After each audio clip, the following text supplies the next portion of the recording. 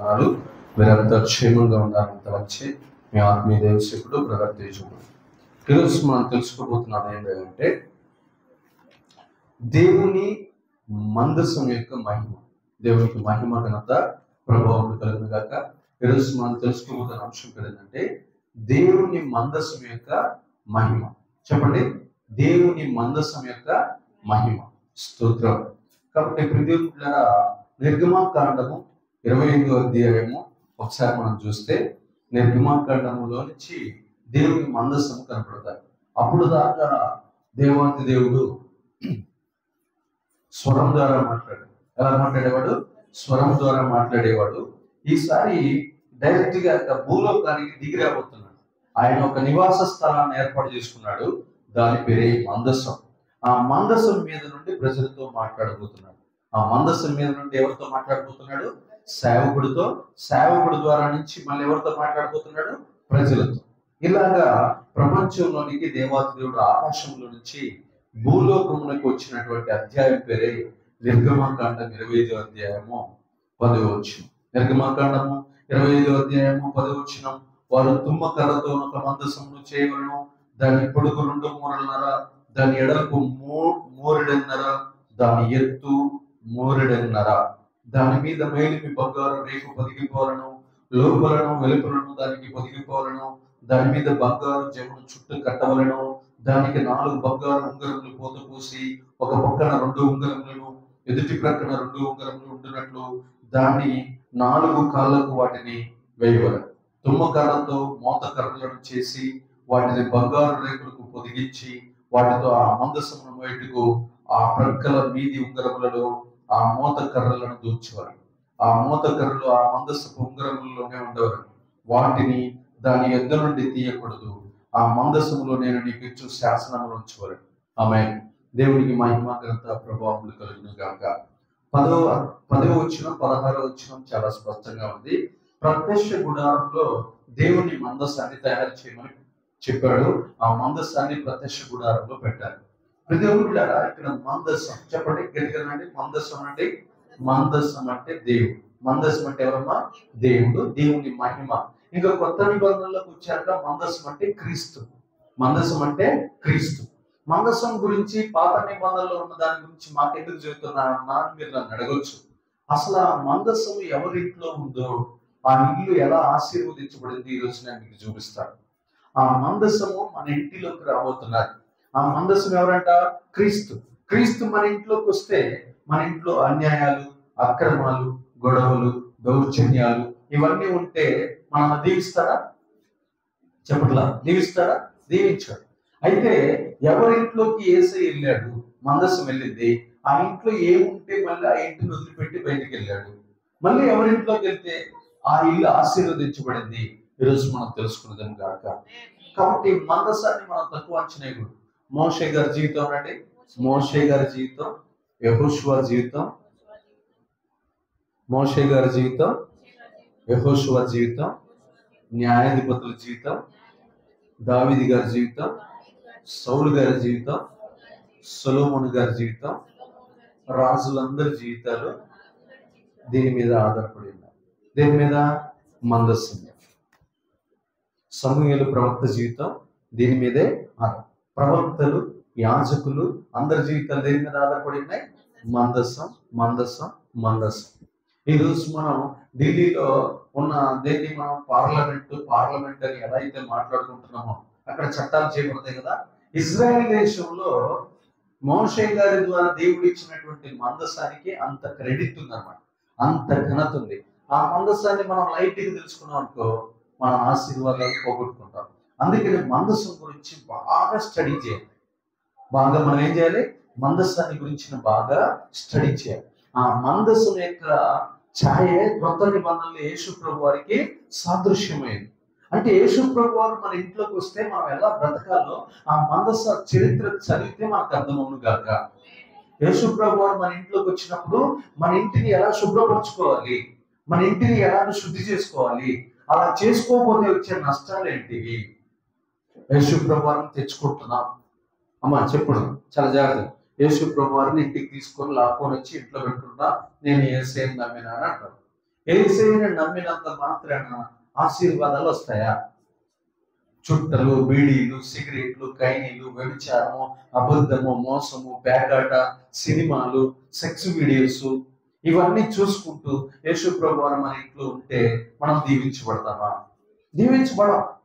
అవసరానికి ఒక అబద్ధం, ఇష్టం వచ్చినట్లు సాతాను దుర్గుణాలు కలిగి ఉంటాం, సాతాను లక్షణాలన్నీ కలిగి ఉంటాం, కోపం కలిగి ఉంటాం, అవివేకం కలిగి ఉంటాం, అజ్ఞానం కలిగి ఉంటాం, రోత బ్రతుకు కలిగి ఉంటాం.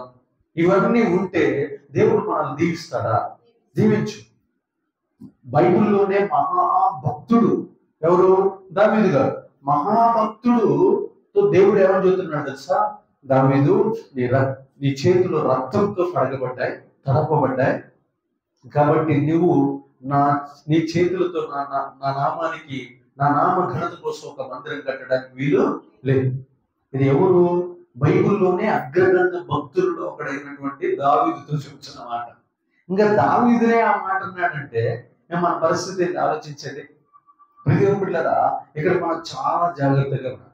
ఆ యొక్క మందస ప్రయాణాన్ని నేను మీకు తెలియజేస్తాను. అది ఎవరి ఇంట్లో ఎన్ని సంవత్సరాలు ఉందో నేను మీకు తెలియజేసుకుంటూ వెళ్తాను. చాలా జాగ్రత్తగా చూడండి. మందసంలో ఏముంటాయి? హెబ్రీయులకు రాసిన పత్రిక 9వ అధ్యాయము 4వ వచనం. హెబ్రీయులకు రాసిన పత్రిక 9వ అధ్యాయము 4వ వచనం. హెబ్రీయులకు రాసిన పత్రిక 9వ అధ్యాయము 4వ వచనం. అందులో సువర్ణ ధూపార్తియు అంతకును బంగారు రేకులతో తాపబడిన నిబంధన మందసము ఉండెను. ఆ మందసములో మన్నా గల బంగారు పాత్రయు, చిగురించిన అహరోను చేతికర్రయు, నిబంధన పలకలను ఉండెను. ఆమె అక్కడేమో రాశాడు నిర్గమకాండంలో, దానిలో నా శాసనములు పెట్టవలెను. దానిలో ఏం పెట్టాలంట? నా శాసనాలు పెట్టాలి. ఇక్కడ ఏమంటున్నాడు? అహరోను చేతికర్ర, బంగారు మన్నా గల బంగారు పాత్రయు, నిబంధన పలకలు దానిలో ఉన్నాయి. దేవునికి మహిమ ఘనత ప్రభావం కలుగును గాక. దేవుడు ఇచ్చిన పదార్థాలు అంటే వాక్యమే దాంట్లో ఉంది. వాక్యమే యేసు ప్రభువు. వాక్యమే యేసు ప్రభువు. ప్రియమిత్రులారా, ఆ ఆహారం ఎప్పటికీ కూడా జీవాహారం. దాన్ని చెప్పండి, జీవాహారం. అది తిన్నవాడు కానీ, దాన్ని భుజించిన వాడు కానీ ఎప్పటికీ చనిపోనే.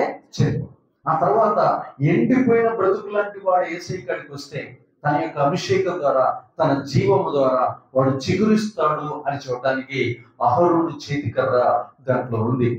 మోషే గారు ఇచ్చినటువంటి 2 రాతి పలకలు, ఒకటి పాత నిబంధన, రెండోది క్రొత్త నిబంధన. 2 పలకలు దాంట్లో ఉండాలి. రెండింటిని మనము స్టడీ చేయాలి. రెండింటిని ఏదైనా చెడు ఉంటే ఆ రెండింటిలో దేవుడు వద్దన్న వాటిని వదిలిపెట్టాలి. పంది అసహ్యమైందని పాత నిబంధనలో రాశాడు. పందిని మనం అసహిస్తూనే ఉండాలి. కొత్త నిబంధనలో శ్రేష్టమైనటువంటి సంగతులు, ఎక్కడి నుంచి డిగ్రీ నుంచి PhD దాకా చేసే సంగతులు కొత్త నిబంధనలో ఉంటాయి. 1వ తరగతి నుంచి డిగ్రీ దాకా ఉండే సంగతులు పాత నిబంధనలో ఉంటాయి. మనము ఎక్కడ ఆగిపోకూడదు? పాత నిబంధనలోనే ఆగిపోకూడదు. మనం క్రొత్త నిబంధనలో ఉన్న మర్మాలు కూడా తెలుసుకోవాలి. ఇలాగా బంగారు మన్నా కలిగిన బంగారు పాత్ర, తర్వాత ఏమున్నది? అహరోను చిగురించిన చేతికర్ర, 3వది 2 రాతి పలకలు. దేవునికి మహిమ కలుగును గాక. ఇలాగా ఆ యొక్క మందసంలో 3 వస్తువులు భద్రపరచబడి ఉన్నాయి. ఈ మందసాన్ని ఎక్కడ తొలగించకూడదు. ఒకవేళ తొలిగిందనుకో, కిరియతామయం నుంచి తీసుకొని వస్తున్నప్పుడు ఆ మందసాన్ని తొలగిసలాడినప్పుడు ఉజ్జా అనేటటువంటి వాడు ఇట్లా చెయ్యేస్తాడు. చెయ్యేసినప్పుడు ఆ మందసం, సేవకుడు కాకుండా అన్యుడు ఎవడు ఆ మందసం మీద చెయ్యేసినా అతడు అక్కడికక్కడే చనిపోతాడు. ఆ భయంతోటి చూడండి ప్రియమిత్రులారా, ఎవరింట్లో నుంచి? అబీనాదాబు ఇంటిలో నుంచి తీసుకొని వస్తున్నటువంటి ఆ మందసాన్ని దావీదు భయపడి ఎవరింట్లో దాచిపెడతారు తెలుసా? ఓబేదేదోము ఇంటిలో దాచిపెడతారు. ఓబేదేదోము ఇంటిని మళ్ళీ దేవుడు ఆశీర్వదించినాడు అన్న సంగతి తెలిసినప్పుడు మళ్ళీ దాన్ని తీసుకొని ఎక్కడికి తీసుకొని వస్తాడు తెలుసా? దావీదు పురానికి తీసుకొని వస్తాడు. అంటే మందసాన్ని ఎవరు బట్టి వారు చెయ్యి వేయకూడదు. చాలా జాగ్రత్తగా ఉండాలి. దావీదుకి ఎందుకు భయం పుట్టింది? మందసం జోలిపోతే ప్రాణాలు పోతున్నాయి. మందసం పోతే ఏం పోతుంది? దాని జోలిపోతే ప్రాణాలు పోతున్నాయి. కాబట్టి చచ్చిపోవడం కంటే దూరంగా ఉండటం మంచిదని చెప్పి పలానా వాళ్ళ ఇంట్లో పెట్టాడు. శుద్ధ ప్రియమిత్రులారా, నిర్గమకాండము 25వ అధ్యాయము నిర్గమకాండం 25:16 ఏమని రాయబడి ఉన్నది? దాంట్లో శాసనాలు ఏమిటి అంట? శాసనములు, దేవుని యొక్క శాసనాలు ఉంటాయి. చదువుకున్నాం దాన్ని మనం. యెహోషువ గ్రంథము 3వ అధ్యాయం ఒకసారి చూద్దాం. యెహోషువ గ్రంథము 3వ అధ్యాయము 6వ వచనం. ఈ మందసము ఎక్కడ నడవాలి అంటే ప్రతి ఒక్క యుద్ధానికి ముందు, ప్రతి ఒక్క ప్రయాణానికి ముందు నడవాలి. 3వ అధ్యాయము 6-8 వచ్చిన యెహోషువ గ్రంథం. మీరు నిబంధన మందసమును ఎత్తుకొని ప్రజల ముందర నడువుడని యాజకులు అతని సెలవీయగా వారు నిబంధన మందసమును ఎత్తుకొని ప్రజల ముందర నడిచిరి. అప్పుడు యెహోషువతో ఇట్లా, నేను మోషేకు తోడుగా ఉండినట్లు నీకు తోడైందని ఇశ్రాయేలీయులందరూ ఎరుగునట్లు నేడు వారి కన్నుల ఎదుట నేను గొప్ప చేయ మొదలుపెట్టాను. మీరు యోర్దాను నీళ్ల ధరికి వచ్చి యోర్దానులో నిలువుడని నిబంధన మందసమును యాజకులకు ఆజ్ఞాపించుము. ఆమేన్. దేవునికి మహిమ ఘనత ప్రభావం కలుగును గాక. మందసము ఏం చేయాలి అంటే, మందసములో ఉన్న దేవునికి ఒక పేరు ఉంది. 10వ వచనం చూడండి. వారితో ఇట్లను, సర్వలోకనాథుని నిబంధన మందసము మీకు ముందుగా యోర్దానులో దాటబోచున్నది కనుక. సర్వలోకనాథుడు అందరానండి. సర్వలోకనాథుడు గడిగానండి. సర్వలోకనాథుడి మందసాన్ని మనం మోయిచున్నాం. అంటే సర్వలోకాన్ని నడిపిస్తున్నటువంటి దేవుణ్ణి మనం కలిగి ఉన్నాం. ఆయన మనకు ముందుగా నడవాలి. ఆయన మనకి ఏం చేయాలంట? ముందుగా నడవాలి. గడి చెప్పండి, ముందుగా నడవాలి. ఈరోజు మీ అందరికి ఒక మాట చెబుతున్నా, చాలా జాగ్రత్తగా. పొద్దున్నే లేవగానే పనికి వెళ్దామా? వెళ్ళాం. పొద్దున్నే లేవగానే పనికి వెళ్ళకూడదు. ప్రార్థనా గదిలోకి వెళ్ళాలి. ప్రార్థనా గదిలోకి వెళ్ళినప్పుడు ప్రార్థన వెంటనే చేయటం కాదు. ప్రార్థనతో పాటు ఏం చదవాలి? వాక్యం చదవాలి. ఆ వాక్యము నీ పాదములకి ఎలా ఉంటుందంట? దీపములాగా నీకు ముందు నడుస్తారు. పొద్దున్నే లేవగానే మనం ఏం చేయాలంటే, అంటే సర్వలోకనాథుడు ముందు నడవాలి అంటే మనం వాక్యం చదవాలి. వాక్యం చదవకుండా నీకు ముందుకు వెళ్ళామనుకో, యోర్దాను లాంటి శ్రమలు నీకు అడ్డం వస్తాయి. ఎరుకో లాంటి గోడలు నీకు అడ్డం వస్తాయి. ఎర్ర సముద్రం లాంటి సమస్యలు నీకు వస్తాయి. వాటిలో నువ్వు పడిపోయి చచ్చిపోవటమే తప్ప నువ్వు జయించలే. కాబట్టి ఇక్కడ ఉన్న యాజకులకి యెహోషువ చెబుతున్నాడు, ఓ యాజకులారా, మీరు ప్రజలందరి ముందర మందసాన్ని ఎత్తుకొని నడవాలి. ఎందుకు వారిని ముందు నడవమంటున్నాడు? అందరూ సైనికులను కత్తులు పట్టుకున్న వాళ్ళని ముందు నడవమని కదా. కానీ సైనికులను పంపిట్లా. ఎవరిని పంపిస్తున్నాడు? మందసానికి అడ్డం వచ్చే ప్రతి ఒక్క శక్తి కూలిపోతాది. మందసానికి అడ్డం వచ్చే ప్రతి దుర్గము కూలిపోతాది. మందసానికి అడ్డం వస్తున్న ప్రతి నది ఏరులైపోతున్నటువంటి నది 2 పాయలైపోతాది. ఆమేన్. అంటే దేవుడు మన ముందు నడవాలి, మన ముందు నడవకూడదు. నేను వస్తాను అని నువ్వు ముందుకెళ్ళావనుకో, ఓటమి తప్పదు. నాకు అంతా తెలుసులే, నువ్వు కోర్టుకు పోయినా, స్టేషన్కి పోయినా, నువ్వు ఎక్కడికి వెళ్ళినా కానీ ఓటమి తప్పదు. అందుకనే మనకంటే ముందు ఎవరు నడవాలి? దేవుని వాక్యము, దేవుని మందసం మనందరికంటే ముందు నడవాలి. సైనికులు కాదు, భుజబలం కాదు, కంఠబలం కాదు, కులబలం కాదు, ఇలాంటి బలాలు ఏమి కాదు. ముందు నడవాల్సింది దేవుని వాక్యం మన ముందు నడవాలి. దేవునికి మహిమ కలుగును గాక. ప్రియమైన బిడ్డలారా, ఇక్కడ రాస్తున్నటువంటి మాటల్లో ఉన్న మర్మాలను కనుక మనం పరిశీలించి చూస్తే, ఇక్కడ అంత స్పష్టంగా యెహోషువతో దేవుడు మాట్లాడుతున్నాడు. ఓ యాజకులారా, మీరు ప్రజలందరి ముందర మీరు నడవాలి. దేవునికి మహిమ ఘనత ప్రభావములు కలుగును గాక. చూడండి, ఇక్కడ కొంతమంది ఆ మందసాన్ని తీసుకుని పోయి దేవుణ్ణి అడగకుండా, దేవుడి యొక్క పెత్తనము లేకుండా, దేవుడి దగ్గర విచారణ చేయకుండా, దేవుడి దగ్గర అడగకుండా ఆ మందసాన్ని తీసుకుని పోయి యుద్ధంలో గెలుస్తామని చెప్పి ఇక్కడ యోర్దాను నది నీళ్లు పాయలవుతాయి. అందుకని ఈ ఇశ్రాయేలీయుల ప్రజలందరికీ సమూయేలు కాలంలో ఒక ఆలోచన వచ్చింది. సమూయేలుని గాని యాజకులను గాని ఎవరిని అడగకుండానే ఆ మందసాన్ని తీసుకుని పోతారు. తీసుకుపోయి యుద్ధంలోకి, ఫిలిష్తీయులతో మేము యుద్ధంలో గెలవలేకపోతున్నాం. మొదటి రోజు 4,000 మంది చెప్పారు.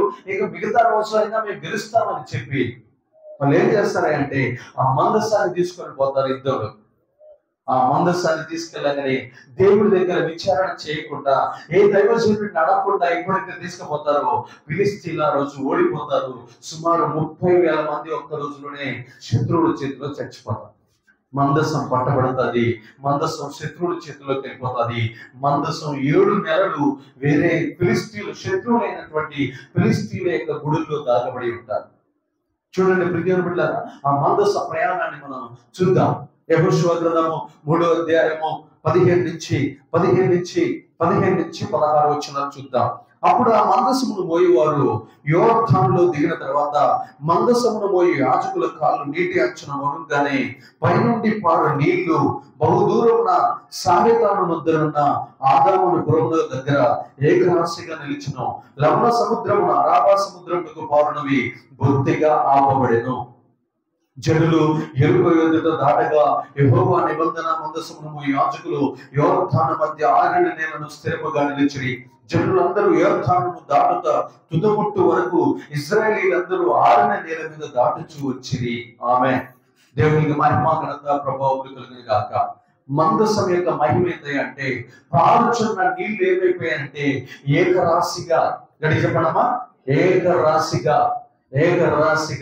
మనం ఇంకొక తప్పు చేస్తున్నాం, మందిరానికి వచ్చి నిద్రపోతాం, అదొక శాపం. అట్లాంటి పనులు చేయగలరు. ప్రియదేవులారా, ఏకరాశిగా ఏమైపోయినాయంట, ఏకరాశిగా నిలిచిపోయాయి.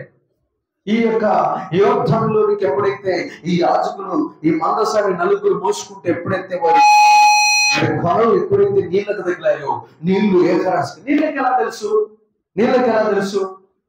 చెప్పండి, నీళ్ళకి ఎలా తెలుసు? ఏకరాశిగా నిలిచిపోవాలని నీళ్ళకి ఎలా తెలుసు? ఆ మందసంలో ఉన్న మహిమ, ఆ మందసంలో ఉన్నటువంటి శక్తి ఆ నీళ్ళను ఆపేసి దేవునికి ఎదురుగా నిలబడుతుందా సృష్టి? నిలబడదు. ఎందుకంటే సృష్టికర్త అక్కడికి వచ్చి నిలబడ్డాడు. సృష్టికర్త అక్కడ ఆ మందసంలో నివాసం ఉన్నాడు, ఆ మందసాన్ని మోస్తున్నాడు. చూడండి, ఇదే కాపీని సాతానుగాడు ప్రపంచవ్యాప్తంగా తిప్పాడు. దేవుడు ఏదైతే పెట్టాడో దాన్ని డూప్లికేట్ పెట్టాడు. నేను చిన్నప్పుడు కూడా మా ఇంట్లో దేవరా అనేది ఒకటి ఉండేది. సేమ్ అది కూడా ఒక దేంట్లో భద్రపరచబడేది, ఒక పాత్రలో భద్రపరచబడి. ఇలాగా ప్రపంచవ్యాప్తంగా లోకంలో ఉన్నటువంటి సాతాను దురాత్మలు, సాతాను శక్తులు ఈ దేవతల రూపంలో నివాసం ఉంటూ ప్రజలను పరిపాలన చేస్తున్నారు. అసలుకైతే దీన్ని స్థాపకుడు ఎవరు? యెహోవా దేవుడు. అయితే దీన్ని చూపించి దీన్ని డూప్లికేట్ జిరాక్స్ మొత్తాన్ని ప్రపంచవ్యాప్తంగా తిప్పుతున్నాడు సాతాను. బైబిల్లో ఉన్నదే లోకంలో కాపీ చేశాడు. చూడండి, అక్కడ కెరూబులు శరాబులకి ఎన్ని తలలు ఉంటాయి? అద్దెలో కెరూబులు శరాబులకి ఎన్ని తలలు ఉంటాయి? 4 తలలు. ఈ లోకంలో, ఈ దేశంలో ఒక దేవునికి ఎన్ని తలలు ఉంటాయి? 4 తలలు. అంతా ఎక్కడి నుంచి కాపీ? పరలోకం నుంచి ప్రింట్ కాపీ. అర్థమవుతుందమ్మా? ఆలోచించండి. ప్రతిదీ కూడా కాపీ చేసి వదిలిపెట్టాడు లోకంలో. ఆ కాపీ చూసుకుంటూ ఆ యొక్క ఛాయలు, ఆ నీడలు వారు బతుకుతున్నారు, కానీ నిజమైన దేవుడిని ఎవరు వారు తెలుసుకోరు. ప్రతిదీ కాపీయే. పరలోకంలో ఏదైతే ఉందో శక్తి, దాన్ని భూలోకంలో రకరకాలైనటువంటి క్రియేట్ చేసి పెట్టేశాడు. 6 రెక్కలు 6 కాళ్ళు ఉంటాయి. ఇక్కడ కూడా కొంతమందికి 6 రెక్కలు 6 కాళ్ళు ఉన్నటువంటి 6 తలలు ఉన్నటువంటి వారిని చూపిస్తాడు. జస్ట్ ఛాయ అలా మార్చేశాడు. ఆ యొక్క పరలోకాన్ని డూప్లికేట్ ప్రింట్ చేసి వదిలిపెట్టేశాడు. దాన్ని మొక్కుతున్నారు, దాన్ని ఆరాధిస్తున్నారు ప్రపంచ ప్రజలు. ఆలోచించడం ప్రియదేవుని సంగమా, ఇక్కడ రాష్ట్ర మాట ఏంటో తెలుసా? ఆ మందసం ఎప్పుడైతే పోతాదో నీళ్ళ దగ్గరికి, ఆ నీళ్లు ఏకరాశిగా మిగిలిపోయాయి.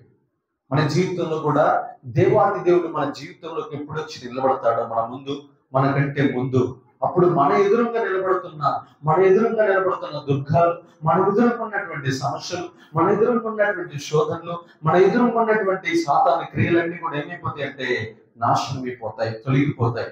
కాబట్టి మనం ప్రార్థన చేసుకోవాలి.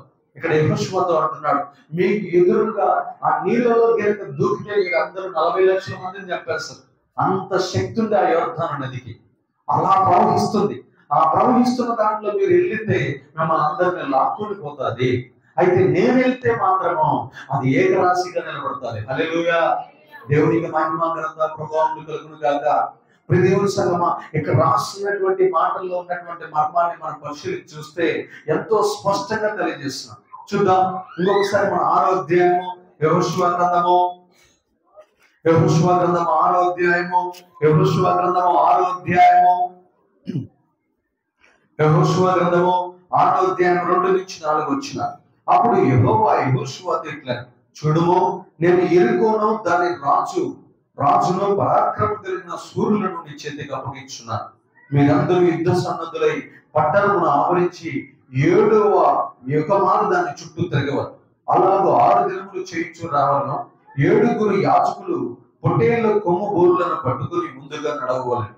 7వ దినమున మీరు 7 మార్లు పట్టణము చుట్టూ తిరుగుచుండగా ఆ యాజకులు బోర్లు ఊదువలెను. మానక కొమ్ములలో వారు ధ్వని చేయుచుండగా మీరు బోర్ల ధ్వని వినినప్పుడు జనులందరూ ఆర్భాటంగా కేకలేయవలెను. అప్పుడు ఆ పట్టణము ప్రాకారం కూలును గనుక జనులు తమ ఎదుటికి చక్కగా ఎక్కుదురని అన్నాడు. ఆమేన్. దేవునికి మహిమ ఘనత ప్రభావం. ఇప్పుడు ఫస్ట్ ఏం చేశాడు? ఫస్ట్ ఆశ్చర్యకారి అద్భుతమైనది మందస్మరణ. యోర్దాను నీళ్లు ఏకరాశిగా నిలబడ్డాయి. ఆరిన నేల మీద వారు నడుచుకుంటూ వచ్చారు. సముద్రాన్ని అంటే దేవుడు చీల్చాడు, నదిని కూడా చీల్స్తాడా అని చాలా మంది అనొచ్చు. నదిని కూడా చీల్చాడు. నదిని చీల్చిన తర్వాత ఇంకొక సమస్య ముందుకు వచ్చింది. అదే యెహోషువ కాలంలో ఇంకొక సమస్య వచ్చింది. దాని పేరు అంటే యెరికో కోట. యెరికో కోట గోడలు అడ్డం వచ్చినప్పుడు మళ్ళా దేవాది దేవుడు దేని ద్వారా దాన్ని కూర్చాడు? మందస్సము యొక్క మహిమ ద్వారా కూర్చాడు. దేని ద్వారా అంటే మందస్సం యొక్క మహిమ. మీరు 7 యాజకుల ముందు నడవగలరు. 7 బోర్లను పట్టుకునేవారు. 4 యాజకులు దాన్ని మోస్తూ ఉండేవారు. 7 యాజకులు నడుస్తూ దాంట్లో రోజుకొకసారి 6 రోజులు రోజుకొకసారి బోరు ఊదాలి. 7వ రోజు 7 సార్లు ఊదాలి. నియమాలు చూడండి. నియమములు అని అందరూ ఈ నియమాలు పాటించాలి. దేవుడు చెప్పిన నియమాలు మనం ఎప్పుడైతే పాటిస్తామో అప్పుడే మనకి ఏం జరుగుతుంది అంటే కార్యాలు, అద్భుతాలు జరుగుతాయి. ఏం జరుగుతాయి? ఉపవాసం ఉండమండు, ఉపవాసాలు ఉండవు. ఉపవాసాలు ఉండకపోతే కొన్ని కార్యాలు జరగవు. ప్రార్థన చేయమన్నాడు, ప్రార్థన చెయ్యం. ప్రార్థన చేయం కాబట్టి మనం కోరుకున్న రేవుకి మనం చేరుకోలేం. ఆ తర్వాత కొన్ని ఉంటాయి. ఏంటి? తర్వాత సువార్త చెప్పమన్నాడు. సువార్త చెప్పమంటే మనం ఎవరికి సువార్త చెప్పం. మనకి ఆశ అయితే ఉంటది, బంధువులు కాపాడు. కానీ ఒక్కడు కూడా కాపాడబడ్డు. నిన్న రోజున ఒక ఆయన ఫోన్ చేశాడు, పాస్టర్ గారు మా ఊరు అబ్బాయి రక్షించబడ్డాడు అన్నందుకు చాలా సంతోషిస్తామండి. మీ చర్చికి వస్తున్నాడంట శ్రీను అనే అబ్బాయి అని చెప్పాడు. అవునయ్యా, మా చర్చికి వస్తున్నాడు, గత 2-3 నెలల నుంచి మా చర్చికి వస్తున్నాడు అని చెప్పాడు. దేవునికి మహిమ కలుగును గాక. అయితే ఆ ఊరు పోయాడంట. ఆ ఊరు తిరుమలగిరి దగ్గర ఆ ఊరులో ఆయన పాస్టయ్య, అవతలున్న ఆయన పాస్టయ్య గారి పేరు మత్తయ్య గారి గురించి చెప్తున్నాడయ్యా, ఈయన నాకు బంధువు అవుతాడు. ఈయన యేసు ప్రభు వారు నమ్ముకొని 60 సంవత్సరాలు. ఎన్ని సంవత్సరాలు? 60 సంవత్సరాలు. ఈ 60 సంవత్సరాల్లో ఒక్కరోజు కూడా మాకు యేసు ప్రభు వారు గొప్ప దేవుడు అని చెప్పలేదయ్యా అంటున్నాడు. ఎవరు? మన చర్చికి వచ్చే అబ్బాయి, శ్రీను అనే అబ్బాయి. ఆలోచించండి. అక్కడ పాస్టయ్య ఏమంటున్నాడంటే, నేను పాస్టర్గా సిగ్గేస్తుంది, తల ఎత్తుకోలేకపోతున్నాడు, చెప్పలేకపోతున్నాడు. లేదు నేను చెప్పినా వాళ్ళే నా మాట లేదని అంటున్నాడు. నేను అన్నా కవర్ చేయడానికి, అయ్యా నువ్వు ఆయన మీద ఏం నిందలేగట్టు, ఏ సైడ్ నమ్ముకున్న ప్రతి ఒక్కడు ఏదో ఒక రూపంలో సువార్త చేయడానికి ఇష్టపడతా. కానీ మూర్ఖత్వం వల్ల చాలా మంది మూర్ఖులు దాన్ని అర్థం చేసుకోక ఇంకా వాళ్ళని అవాయిడ్ చేస్తూ ఉంటారు, త్రోసేస్తూ ఉంటారు. కాబట్టి ఇంకా చెప్పి ఇసుగుబుట్టి వదిలేస్తానే. కానీ మనోడు వదిలిపెట్టదు. లేదు, మాకు ఒక్క రోజు కూడా చెప్పలేదు. ఇంకా ఆయన లాస్ట్కి పశ్చాత్తాపడ్డాడు పాస్టర్. అయ్యా నాది తప్పే, నేను చెప్పుండకపోవచ్చు. ఈ రోజునే నన్ను ఇక్కడే ఇంత పెద్ద ప్రశ్న విమర్శకి అప్పగిస్తున్నాడంటే ఇక నేను దేవుని సింహాసనం ముందు ఏం చెప్పాలి? నా ఊరి గురించి, మా ఊరికి రండి అయ్యా, మా ఊరు మొత్తం సువార్త చేద్దామని చెప్పాడు. కూడా చెప్పగలిగా దేవునికి ప్రభావం. నిజమే, నేను చెప్పలేదు. ఈ అబ్బాయి చెప్పే దాంట్లో కూడా నిజం ఉంది.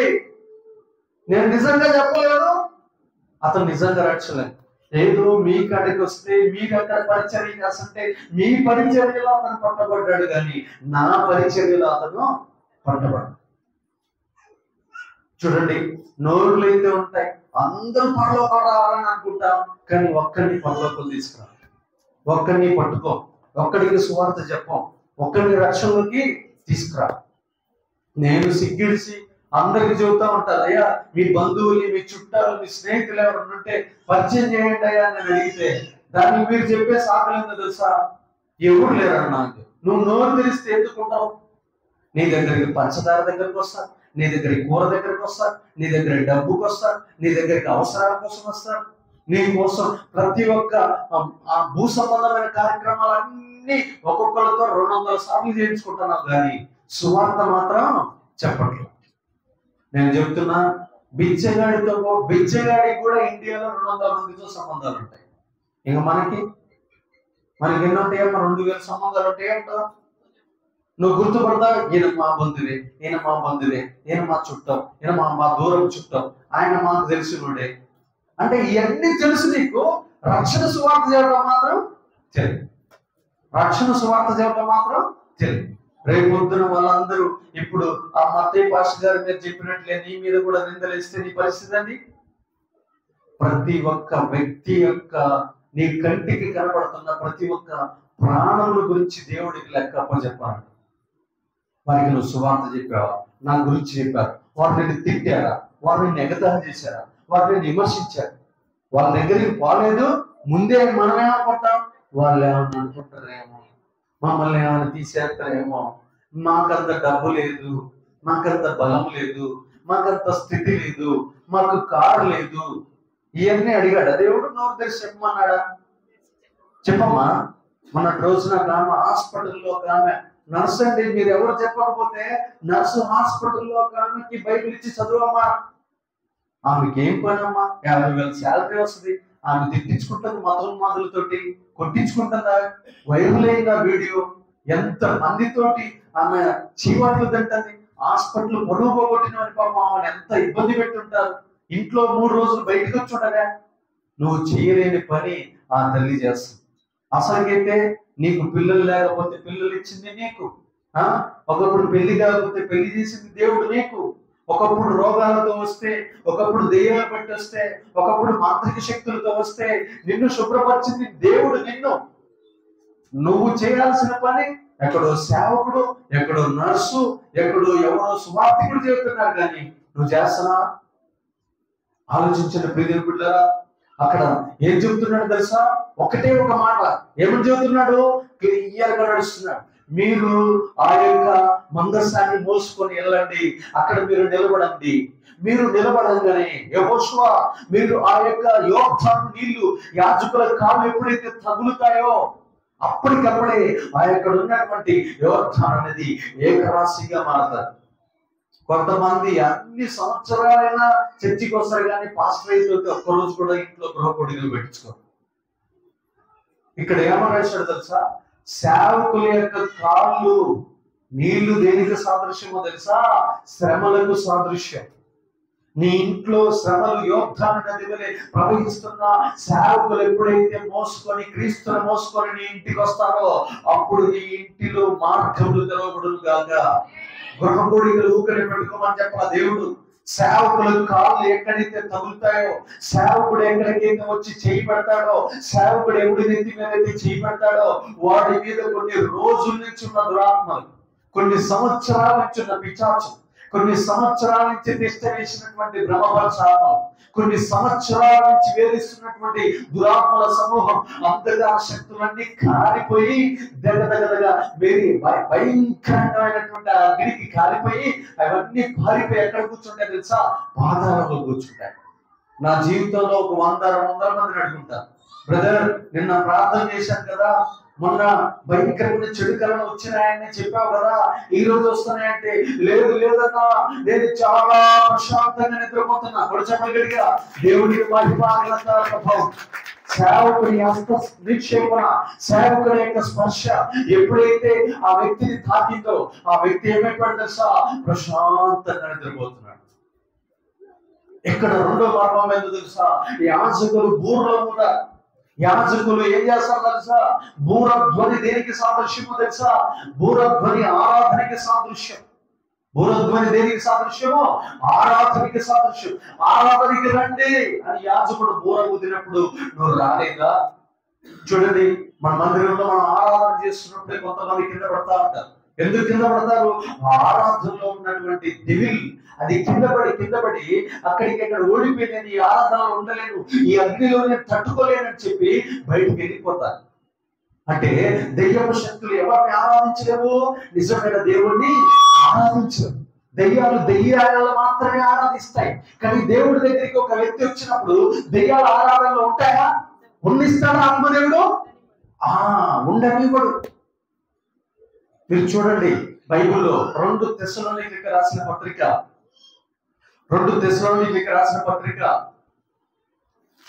ఒకసారి మనం చూద్దాం. 2 తెస్సలోనికీయులకు రాసిన పత్రిక 2:7.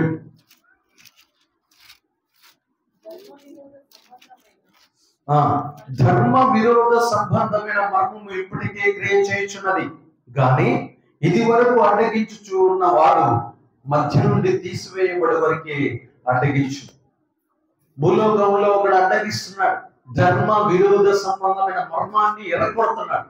ఆయన పేరు చెప్పండి. ఇంకా తెలియదు, చెప్పండి అమ్మా, ఏం పేరు? ధర్మ విరోధ సంబంధమైన మర్మం ఇప్పటికే క్రియ చేయుచున్నది. ఏం చేయిస్తున్నది? అబద్ధాలు అడిగిస్తుంది, విగ్రహారాధన చేయిస్తుంది, మోసాలు చేయిస్తుంది, మేకప్లు వేయిస్తుంది, సినిమాలు తీయిస్తుంది, సెక్స్ పిక్చర్లు తీయిస్తుంది, రాజకీయాలు చేయిస్తుంది, రౌడీజం చేయిస్తుంది. ఈ ధర్మ విరోధ సంబంధమైనటువంటి శక్తి ఇప్పటికే క్రియ చేయుచున్నది. కుటుంబాలు కూలుస్తున్నది, భార్యాభర్తల మధ్య సంబంధాలు కూల్చేస్తున్నది, సమాధానం లేకుండా చేస్తుంది. ధర్మ విరోధి సంబంధమైనటువంటి శక్తి ఇప్పటికే క్రియ చేయుచున్నది. దానిని అడ్డగించు శక్తి ఎవరో తెలుసా? పరిశుద్ధాత్మ దేవుడు. ఆయన ఒక రోజున ఎత్తబడతాడు సంఘంతో. ఆయన ఒక రోజున ఏమైపోతాడమ్మా? చూడండి, అక్కడ రాయబడింది. ఏమని రాశాడు? ఇది వరకు అడ్డగించుచున్నవాడు మధ్య నుండి తీసివేయబడి వరకే అడ్డగించును. ఇప్పుడు అడ్డగిస్తున్నాడు. సంఘంలోనికి దెయ్యం వచ్చిందనుకో కడితే కింద పడాలి. సంఘంలోనికి మంత్రం వచ్చిందని కడితే పళ్ళు రావాలి. సంఘంలోనికి వ్యాధి వచ్చిందనుకో పెరిగేస్తాడు. సంఘంలోనికి ఏ శక్తి వచ్చిందని ఏం చేస్తాడు తెలుసా? ముక్కలుగా నరికేస్తాడు. అడ్డగిస్తున్నాడు. అడ్డగించి వాడి పేరు పరిశుద్ధాత్మ దేవుడు.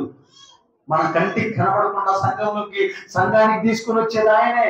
సంఘం నుంచి ఇంటికి పంపించేది ఆయనే. సంఘంలోకి వచ్చినాక మారు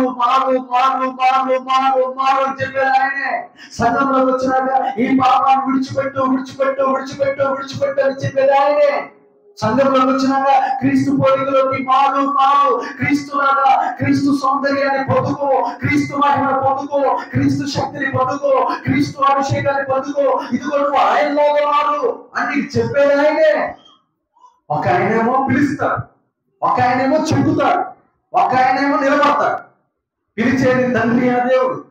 నాలాగా మారంటే ఇది చూపించేది క్రీస్తు. ఇప్పుడు క్రీస్తులాగా నిన్ను సిలబెట్టుకొని ఉలితోటి చెప్పుతూ నిన్ను చెక్కేది ఎవరు? పరిశుద్ధాత్మ దేవుడు. ఏమని చెబుతాడు? ఇదిగో నీకు ఎవడు విగ్రహం కనపడకపోతే విగ్రహం ఉండదు అంటా ఉంటాడు. ఒక నాకు తెలిసి అంటే ఈ విగ్రహ రూపంలో అంటే మనకి దైవ గుణాల వ్యక్తి ఎవరు? యేసుక్రీస్తు. దైవ గుణాలతో నిండిపోయి ఉన్నాడు. తండ్రి అయిన దేవుడిలో ఉన్నటువంటి కొన్ని వందల గుణాలు యేసు ప్రభువులో స్పష్టంగా కనపడతాయి. తండ్రిని మనం చూడాలి. కానీ తండ్రి యొక్క గుణాలన్నీ ఎవరిలో ఉన్నాయి? క్రీస్తులో ఉన్నాయి. తగ్గింపు, ప్రేమ, వినయ విధేయత, లోబడటం, మృదుత్వం, ఇంకా నీతి, యథార్థత, సత్యం, ఇవన్నీ ఎవరిలో ఉన్నాయి? క్రీస్తులో ఉన్నాయి. అయితే నేను ఏం చేస్తున్నాడు?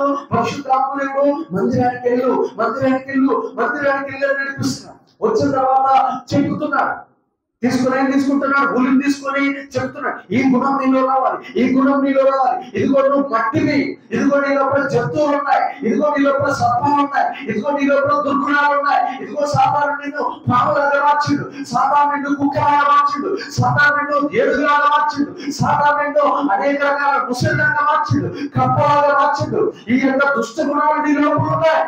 ఈ గుణాలన్నీ పోవాలంటే నువ్వు క్రీస్తు యేసు సౌకర్యంలోకి రావాలి. ఆయన పోలికలోకి మనము రావాలి, ఆయన సామీప్యతలోకి మనము రావాలి, ఆయన యొక్క మహిమలోకి మనం రావాలి. రోమిలికి రాసిన పత్రిక 8వ అధ్యాయం 29వ వచనంలో, రోమిలికి రాసిన పత్రిక 8:29లో అక్కడ రాస్తున్నాడు పౌలు గారు ఏమని? ఆయన జ్యేష్ఠ కుమారుడు అయినాడట. మరి మేము ఎలాగ మారాలని? రోమిలికి రాసిన పత్రిక 8.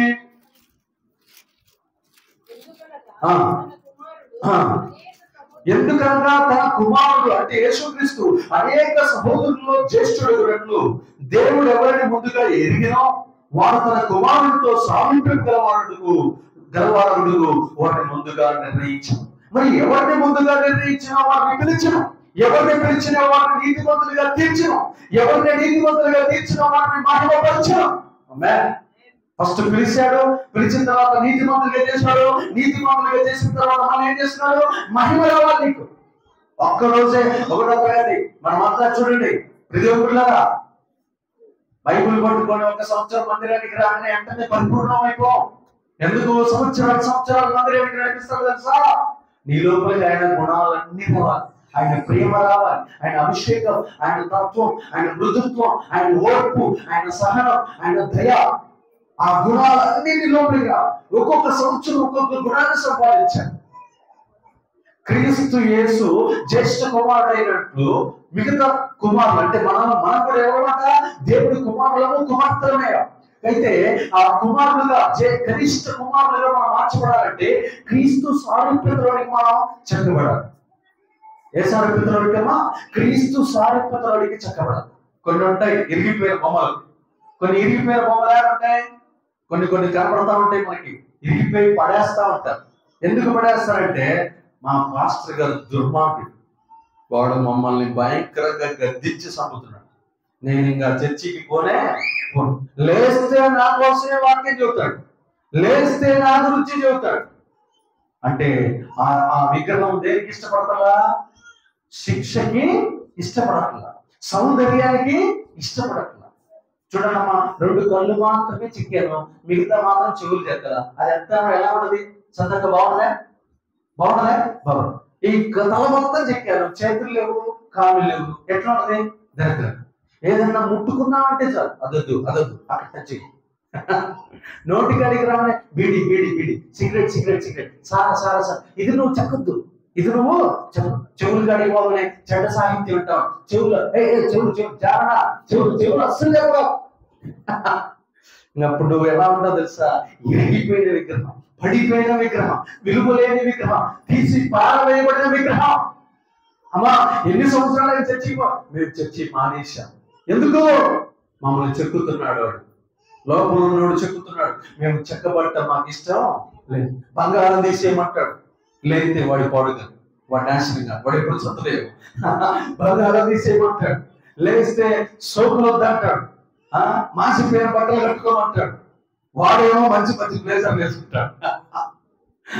ఇదే కదా తిట్టేదాన్ని, లేస్తే డబ్బు పిచ్చొద్దు అంటాడు, లేస్తే ఆస్తులు సంపాదించొద్దు అంటాడు. వాడైతే నేను సంపాదించుకుంటాడు. నేనేడ సంపాదిస్తానండి, ఆస్తి కాదు. నేను మొత్తం దేవుడి రాజ్యానికి ఖర్చు పెడుతుంది. నేనేడ సంపాదిస్తున్నా? ఆలోచించండి. లేస్తే పొద్దు ముక్కులు అబద్ధం వద్దంటాడు, లంచం వద్దంటాడు, వడ్డీ వ్యాపారాలు వద్దంటాడు, ఆడపిల్లల్ని జీన్స్ ప్యాంట్ వద్దంటాడు. జీన్స్ ప్యాంట్ వేసుకోవచ్చాక సుజాత మమ్మీ చెప్పు గట్టిగా, ఎప్పుడైనా జీన్స్ ప్యాంట్ వేసుకున్నా నీ తరలో? మరి ఇప్పుడు ఎందుకంటే వేసుకుంటున్నారు? సెల్ ఫోన్ వద్దంటాడు. ఇంక ఏదైనా వాడి కంట్లో పడదంటే వాడు నాశనంగా మమ్మల్ని వదిలిపెట్టాడు, మైకులు చెప్తాడు. అందుకే చర్చికి పోవడం మానేసి, చర్చికి పోవడం ఇప్పుడు యేసయ్య సౌందర్యంలోకి రావాలనుకుంటున్నావా? విసిరివేయబడాలనుకుంటున్నా, యేసయ్య సౌందర్యంలోకి రావాలంటే చెక్కించుకోవాలి. నీకు వేరే మార్గం ఏమీ లేవు. రోజు దందా ఉంటాడు. నేను ఏ గది మారకూడదు, ఏ గదిలో పోయినా ఆ గదిలోకి వస్తాడు యేసయ్య. అర్థమవుతుందే? ఏదో ఒకటి చెప్తా ఉంటాడు, రాసుకుంటా ఉండాలి, చిక్కించుకుంటా ఉండాలి, ప్రార్థన చేస్తూనే ఉండాలి. ఆలోచించిన ప్రియదేవులారా, కొంతమంది కొన్ని డౌట్లు ఉంటాయి. నేను వరంగల్లో పోతే వస్తాడా, నేను ప్రకాశం జిల్లా పోతే వస్తాడా? నాకు ఒకటి అర్థమైంది, నువ్వు ఎక్కడున్నా కానీ నేను వస్తున్నాను. ప్రాణం పోయి నన్ను వదిలిపెట్టే ప్రసక్తే లేదు. ఆయన ఇష్టమై నిన్ను కొట్టడానికి వస్తుంటేనే నువ్వు ధన్యుడు అయితే, ఇక నన్ను కొట్టయ్యా అన్నవా, దెబ్బకు శుద్ధ శూరంగా మార్చబడదు. చక్కగా దేవుని నన్ను కొట్టు జీవితంలో నాకు విసరితనం వచ్చేంత వరకు పరలోకంలో అడుగు పెట్టేలా కొట్టు అని అర్థం చెప్పాలి. ఇంకా కొడుతుంటా, ఇంక నిన్ను ఎట్లా మారుస్తుంది తెలుసా? అసలు పరలోకం పోయిన తర్వాత ఏమంటుంది తెలుసా? యేసయ్య రూపము మన రూపం, యేసయ్య రూపము మన రూపం, యేసయ్య పోలిక మన పోలిక. ఇంక ఎవరు నేను చూడు, అందరూ యేసయ్యలాగే ఉంటారు. ఇప్పుడు చైనా వాళ్ళని చూడండి, మీరు చైనా వాళ్ళని చూస్తే గుర్తుపడతారా? నేనైతే గుర్తుపట్టలేనండి. కానీ వాళ్ళు 150 కోట్ల మంది. ఎవడి ముఖం చూసినా అదే సొట్ట, ఎవడి ముఖం చూసినా అదే సప్పిడి బుద్ధి, ఎవడి ముఖం చూసినా అదే రంగు, ఎర్రగా ఉంటారు. అవునా కదా? అసలు ఇంకా వాళ్ళని ఈడి పేరు జాన్, ఈడి పేరు షడ్రాక్, ఈడి పేరు క్రాంతి, ఈడి పేరు అదే గుర్తుపట్టడానికి కూడా ఛాన్స్ లేదు. నేనైతే ప్రభువా ఏ దేశమైనా చైనా మాత్రం అసలు వాడి పోతు పేరుగా గుర్తుపెట్టుకోవడం. అర్థమవుతుందమ్మా? ఆలోచించండి ప్రియదేవులా, ఎవరి రూపం చూసినా ఇంక యేసయ్యలాగే మారిపోతాం. యేసయ్య రూపము లేని వాడు పరలోకంలోనికి ప్రవేశింపనే ప్రవేశింప. యేసయ్య రూపం లేని వాడికి పరలోకంలో ప్రవేశింపనే ప్రవేశింప. మనం ఇంకో టాపిక్లో కూర్చుంటాం, చాలా దూరం వచ్చింది ఆమె. మళ్ళీ మనం వెనక్కి పోదాం, మనం మనసు గడిపోదాం. దేవునికి మహిమ కలుగుతుంది. మనసులో ఏముందో తెలుసా? మనసు ఎప్పుడైతే ఇరుకో గోడల దగ్గరికి వెళ్ళిందో, బూరధ్వని చెప్పండి, బూరధ్వని ఊదినప్పుడు 2 మర్మాలు జరుగుతాయి. బూర ఆరాధనకి సాదృశ్యం. బూర దేనికి సాదృశ్యం అంట? ఆరాధన. బూరకి ధ్వని వినబడేది, నేను అక్కడికి రావాలి, మందిరానికి రావాలి. మందిరానికి రాలేదనుకో ఇక విడవబడతాం. రెండో బూర పరలోకంలో ఉన్న దేవదూతలకి వినపడుతుంది. అదెందుకు? భూలోకంలో ఉన్న సాతాను శక్తులతో యుద్ధం చేయడం, కసితో ఉన్న దింపు. ప్రభా వదులు ఒక్కసారి నరికేసి వస్తాం. వాళ్ళు ఎన్ని అక్రమాలు చేస్తున్నారు, ఎన్ని అన్యాయాలు చేస్తున్నారు, నీ ప్రజలను బాధపడుతున్నారు, వదిలిపెట్టలేదు. సైన్యము సిద్ధపడబడదు. ఒకటే మూడో 2 పనులు చేస్తుంది. 3వ పని ఏందో తెలుసా? బతికున్న మనలో కూడా పైకెత్తుకోపోతాం. ఎవరైతే విశ్వాసం ఉన్నారో వారందరూ పరలోక మధ్యాకాశానికి ఎత్తబడతారు. చాలా మంది సంఘాలలో కొన్ని రకాలైనటువంటి సిస్టమ్స్ ఉంటాయి. ప్రజల చాలా జాగ్రత్తగా, కొంతమందికి కొన్ని డౌట్లు ఉంటాయి. అందరు ఎత్తపడతారా? సగం మంది ఎడవబడతారు. మా సంఘం ఎత్తపడుతుంది, ఇంకొక సంఘం ఎడవబడతారు. అక్కడ రాశాడు అందరూ ఎత్తబడతారు. అందరూ ఎత్తబడతారు అంటే క్రీస్తు యేసునందు విశ్వాసం కలిగిన వాళ్ళందరూ ఎత్తబడతారు. మళ్ళీ ఎత్తబడ్డాక రెండు పనులు ఉంటాయి. ఒకటేమో విశ్వాసులందరికీ తీర్పు. ఎక్కడ? మధ్యాకాశం. చర్చికి వచ్చినాక కూడా మనం కొన్ని కపటపు క్రియలు చేస్తాం కదా, కొన్ని అబద్ధాలు ఆడతాం కదా, కొన్ని తప్పులు చేస్తాం కదా, దానికి సంజాయిషి ఇవ్వాలి. ఎక్కడ? క్రీస్తు న్యాయపీఠం ఎదుట. ఇక రెండోది ఏంటో తెలుసా? కొన్ని రోజులకి తీర్పు అంతా అయిపోద్ది, క్షమిస్తాడు. ఆ తర్వాత మళ్ళీ బహుమతులు ప్రదానం. ఏమన్నది? బహుమతుల ప్రదానం. భూలోకంలో ఉన్న మనుషుల్ని ఇప్పుడున్నటువంటి పాస్టర్లు ఏమని అడుక్కుంటున్నారో చూపిస్తాను. చదవండి. 2 కొరింథీయులకు రాసిన పత్రిక 5వ అధ్యాయము 20వ వచనం. 2 కొరింథీయులకు రాసిన పత్రిక 5వ అధ్యాయము 2 కొరింథీయులకు రాసిన పత్రిక 5వ అధ్యాయము 20వ వచనం. 2 కొరింథీయులకు రాసిన పత్రిక 5వ అధ్యాయము 20వ వచనం. కావున దేవుడు మా ద్వారా వేడుకున్నట్టు మేము క్రీస్తుకు రాయభారులమై దేవునితో సమాధాన పడుడని క్రీస్తు పక్షముగా మిమ్మల్ని బతిమాలుకొనుచున్నాం, బెగ్గింగ్ చేయించున్నాం, అడుగుకుంటున్నాం. అయ్యా అయ్యా అయ్యా దేవుడితో సమాధాన పడండి అయ్యా, మనుషులతో సమాధానం కాదయ్యా, దేవుడితో సమాధాన పడండి. ఈ యొక్క సేవకులందరూ ఎవరంట? ప్రపంచానికి క్రీస్తు పంపిన రాయవారు, ప్రపంచానికి క్రీస్తు పంపిన రాయవారు. ఇప్పుడు మేము కత్తి పట్టుకోకూడదు, ఇప్పుడు మేము ఖడ్గం పట్టుకోకూడదు, ఇప్పుడు మేము ఏ ఆయుధం పట్టుకోకూడదు. ఓన్లీ మైక్ పట్టుకొని బ్రతిమలాడటమే. అయ్యా దేవుడితో సమాధాన పడండి, దేవుడితో సమాధాన పడండి, మీ పాపాలు ఒప్పుకోండి, మీరు చేసిన తప్పులు మన్నించమని అడగండి, ఆయన రక్తంతో కడగబడండి, ఆయన ఆత్మతో నింపబడండి, దేవుడి యొక్క కృపకు వారసులు కండి. అలా కాకపోతే నరకం నరకం నరకం తప్పదు. దేవుడితో సమాధాన పడండి, దేవుడితో సమాధాన పడండి. ప్రతి ఒక్క మనుషుల దగ్గరికి వెళ్ళి బతిమాలుకొనుచున్నాము.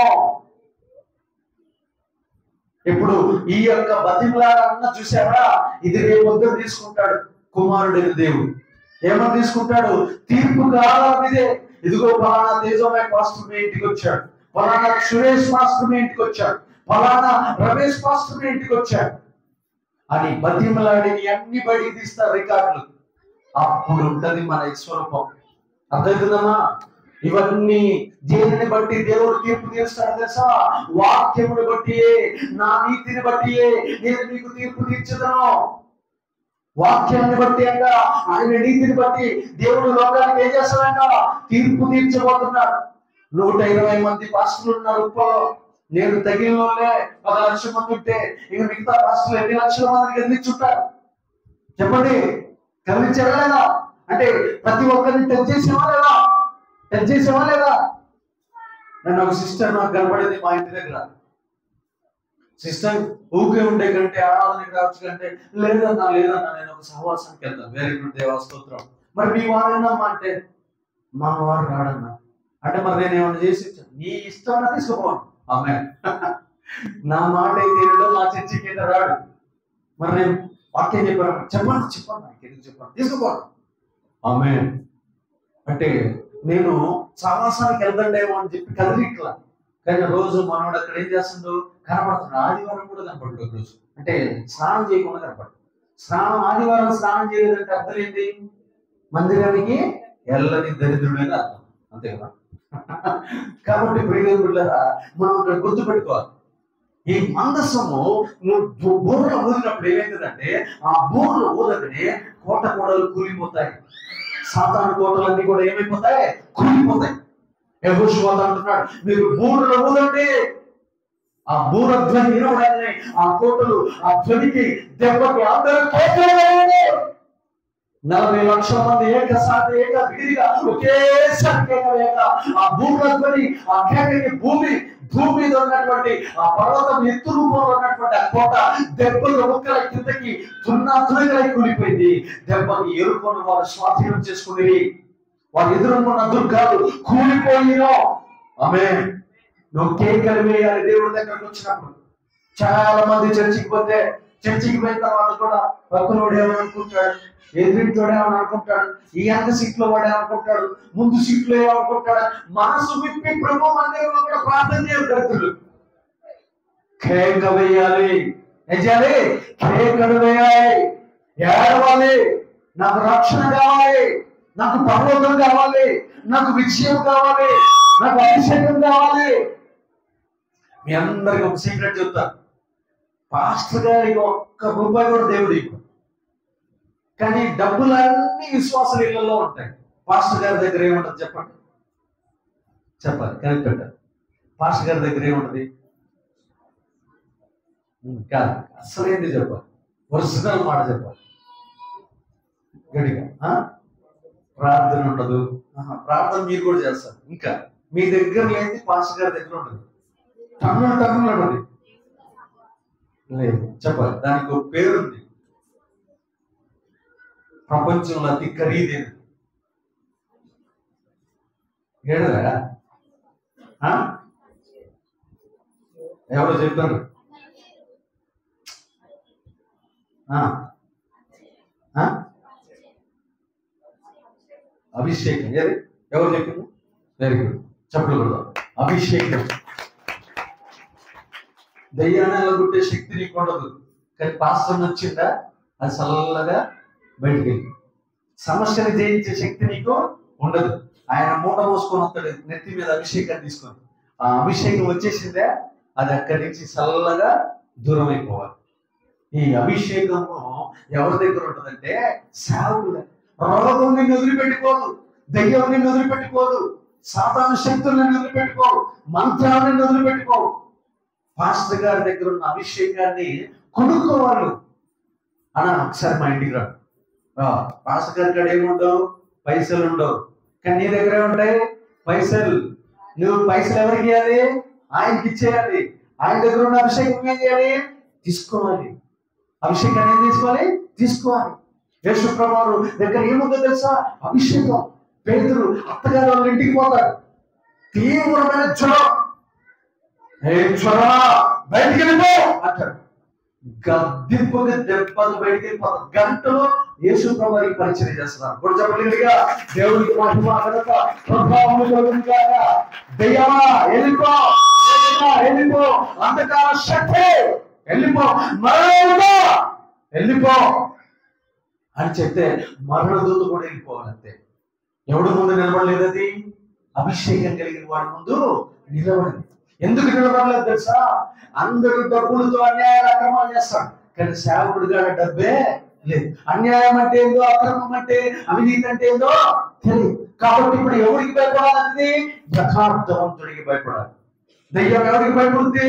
యథార్థవంతుడికి భయపడతాడు. కాబట్టి మా చేతుల్లో ఏం పెట్టడు, అభిషేకాన్ని ఇస్తాడు అంతే. నువ్వు వెళ్ళిపో లోకంలోకి. రోగాలు నీకోసం ఎదురు చూస్తున్నాయి, మూయబడిన గర్భాలు నీకోసం ఎదురు చూస్తున్నాయి, నీ కోసం అనేక రకాలైనటువంటి సాధారణ శక్తులు ఎక్కడ నువ్వు అడుగు పెట్టినా ఏమి బయటికి పోతాయి. ఆమేన్. కాబట్టి ప్రియదేవుని బిడ్డలారా, మనం ఇవన్నీ తెలుసుకో, తర్వాత చూద్దాం. ప్రియదేవుని సన్నిధి మొదటి సమూయేలు గ్రంథము 5వ అధ్యాయము, మొదటి సమూయేలు గ్రంథము 5వ అధ్యాయము ఒకసారి మనం చూద్దాం. మొదటి సమూయేలు గ్రంథం 5వ అధ్యాయంలో ఇక్కడ రాయబడినటువంటి మాటలు మనం పరిశీలిద్దాం. మొదటి సమూయేలు గ్రంథము 5వ అధ్యాయము 1 నుంచి 5 వచ్చిన. మొదటి సమూయేలు గ్రంథము 5వ అధ్యాయము 1 నుంచి 5 వచ్చిన. చాలా జాగ్రత్తగా నాని, మన ఇంట్లో ఉన్న సాతాను శక్తులు ఎలా పోతాయో చూపిస్తాను. చూడండి, ఫిలిష్తీయులు దేవుడి మందసమును పట్టుకుని ఎబెనేజర్ నుండి ఆస్తుతులకు తీసుకుని వచ్చి దాగోను గుడిలో దాగోను ఎదుట దాన్ని ఇచ్చింది. అయితే మరునాడు ఆస్తులు వారు ప్రాంతకాలం అంటే సాయంకాలం ముందు లేవగా ఇదిగో దాగోను ప్రాంతకాలం ముందు లేవగా ఇదిగో దాగోను యెహోవా మందసము ఎదుట నేలన బోర్ల పడి ఉండేది. కనుక వారు దాగోను లేవనెత్తి వారి స్థానమందు మరలా ఉంచి, ఆ మరునాడు వారు ఉదయముననే లేవగా దాగోను యెహోవా మందసము ఎదుట నేలను బోర్ల పడి ఉండేది. దాగోను యొక్క తలయు 2 అరచేతులను తెగవేయబడి గడప దగ్గర పడి ఉండేది. వాని మొండెము మాత్రము వానికి మిగిలి ఉంది. కాబట్టి దాగోను యాజకులేమి దాగోను గుడికి వచ్చి వారిని నేటి వరకు ఎవరినో ఆస్తుతులో దాగోను గుడి యొక్క గడపను తొక్కుటలేదు. ఆమేన్. అంటే ఇప్పుడు లోకంలో దాగోను ఫిలిష్తీయుల యొక్క గొప్ప దేవుడి పేరు ఎవరంటే దాగోను. దాగోను అనేటటువంటి దేవదూత ఎవరు ఎదుట సాగిలపడింది? మందసం ఎదుట. ఫస్ట్ రోజు ఏం జరిగింది? మందసాన్ని తీసుకెళ్లి గుడిలో పెట్టారు. రెండో రోజు ఏం జరిగింది? తెల్లారే కల్లా రెండో రోజు గుడిలోకి పోయారు యాజకులు. పోగానే ఫస్ట్ తల నరికి వేయబడి. మూడో రోజు ఏం జరిగింది? మళ్ళీ దాన్ని తీసుకుపోయి రెండో రోజు సాయంత్రం యథాస్థానంలో పెట్టిన. మూడో రోజు ఏంటి? తల పెట్టిన ఇరిగిపోయిన తల పెట్టిన దాన్ని 2 అరచేతులు కూడా నరికి వేయబడి. మనుషులు ఎవరు లేరు లోపల. మరి యుద్ధం ఎట్లా జరిగింది చెప్పాలి. ఇప్పుడు దాగోను తలను చేతులను నరికింది ఎవరు? మందస్సంలో ఉన్న యెహోవా దేవుడు. అంటే విగ్రహ శక్తిని ఏం చేశాడు? నరికి పారేసి. అంటే ఒక యుద్ధం జరిగిందా జరగలేదా? నైట్ చెప్పలేదమ్మా. మొన్న ఒక ఆయన ఒక 18 నాకు కూడా తెలియదు, బాగా చెప్పాడు. అది పొద్దున్నే ఆంధ్రప్రదేశ్లో ఏర్పడతా ఉందంట ఒక పెద్ద గుడిలో. కౌశల్య, సుప్రజ, రామ, ప్రభ అని లేపుతారట ఆయన. లేపుతా ఉన్నప్పుడు ఆయన పొద్దున్నే రాత్రికాల సమయంలో భయంకరమైనటువంటి సంసార ఇబ్బంది చేసి ఉంటాడు. ఆయన అలిసిపోయి పడుకుంటే వీళ్ళు లేపుతారు అని చెప్పాడు. దాంట్లో నేను కాదు, కత్తి పద్మారావు అనే ఒక కవి చెప్పాడు. చూడండి ప్రియులు, అంటే రాత్రి కాలంలో ఎంత యుద్ధం జరిగిందా, అందుకని ఆయన గాఢ నిద్రలో ఉండి వీళ్ళు పొద్దున్నే పోయి లేపాలి ప్రతిరోజు. కానీ ఇక్కడ దేవుడు ఏం చేస్తున్నాడు తెలుసా? యుద్ధం. ఏం యుద్ధం చేస్తున్నాడు? ఏం యుద్ధం చేస్తున్నాడు? దుష్ట శక్తితో దాని తల నరికి పరీక్షాడు. అది కూడా కత్తి పట్టుకొని చూడండి, కానీ నిలబడదా? దాని యొక్క యాజకులే ఓడిపోయారు, ఒప్పుకున్నారు. ఏమని చెప్పాడు తెలుసా? యెహోవా దేవుడి ముందు మా దేవుడు ఓడిపోయాడు, ఓడిపోయిన దేవుడిని మేము ఆరాధన చెప్పగలిగా దేవుడికి ఇశ్రాయేలీయుల భక్త శత్రువులైన ఫిలిష్తీయులు దాగోను ఆరాధన ఆపేసేసారు. మన శత్రువులు కూడా మన దేవుని మహిమను చూసి మార్చబడదురుగాక. దెబ్బకు మారిపోవాలి. ఎందుకు? ఆ దేవుడి ముందు మా దేవుడి శక్తి. నీతో పోరాటం చేసేవారు, నీతో యుద్ధం చేసేవారు నీ దేవుని శక్తి ముందు ఓడిపోవుదురుగాక. నీ దేవుని మందసాన్ని చూపించి. నిన్ను నా వెనక ఎవరుంటో తెలుసా? దేవుని మందసాన్ని మోస్తున్నాను. దేవుని మందసాన్ని 25 సంవత్సరాల నుంచి నేను మోస్తున్నాను. దేవుని మందసాన్ని నేను మోస్తున్నప్పుడు ఈ మందసం ముందు ఎవరెవరు నిలబడతారా? దాగోనే తుంతునీయులుగా నరికి వేయబడ్డప్పుడు నీకు వ్యతిరేకంగా లేచినటువంటి శక్తులు ఏమైనా నిలబడతాయా? నిలబడవు. నేను రోజు పోరాటం చేసేది మాంత్రిక శక్తులతో, నేను రోజు పోరాటం చేసేది విగ్రహ శక్తులతో, నేను రోజు పోరాటం చేసేది అంతర్గామ శక్తులతో, నేను రోజు పోరాటం చేసేది దయ్యం శక్తులతో. ఎక్కడికి వెళ్ళు అన్నా, అనారోగ్యమైన కడుపులో గడ్డలన్నా, కడుపులో నొప్పన్నా, అక్కడ కడుపు మీద చేసుకోమని చెప్తారు. ప్రార్థన చేయగానే గొప్ప విడుదల, గొప్ప విడుదల. లోపల శక్తి బయటికి వెళ్ళిపోయింది. ఓ పాస్టర్ గారు ప్రార్థన చేశాడని నా కల్లారా నేను చూశాను. ఒక నేను ఆమె చాలా పెద్ద కోటీశ్వరాలు, విప్పుల్లోనే. అయితే నేను ఆమెకు పరిచయం కాదని ఒక చర్చికి వెళ్ళి, మమ్మీ ఆ చర్చికి ఎందుకు వెళ్తున్నా అంటే ఆమె సాక్ష్యం చెప్పాను. అయ్యా నాకు లోపల 1 కేజీ గడ్డ కరితి, ఎంతట కేజీ గడ్డ కరితుందా కడుపులో. ఒక పాస్టర్ గారి దగ్గరికి వెళ్ళి ప్రేయర్ చేయించుకున్నానయ్యా. 2వ రోజు పోయి స్కానింగ్ చేపిస్తే కేజీ గడ్డ కడుపులో లేదు. కొడో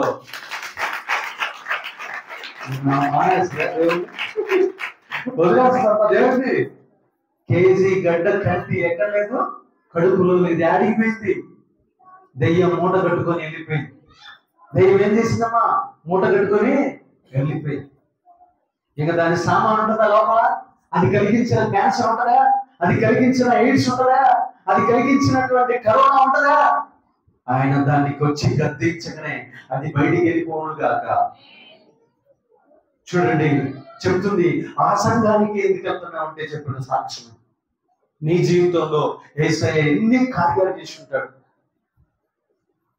నీ ఇంటిలో ఉన్న విగ్రహ శక్తులన్నిటితో యుద్ధం చేశాడు. ఆమె అవి వస్తాయి. ఒక అమ్మాయి అంటది, అన్నా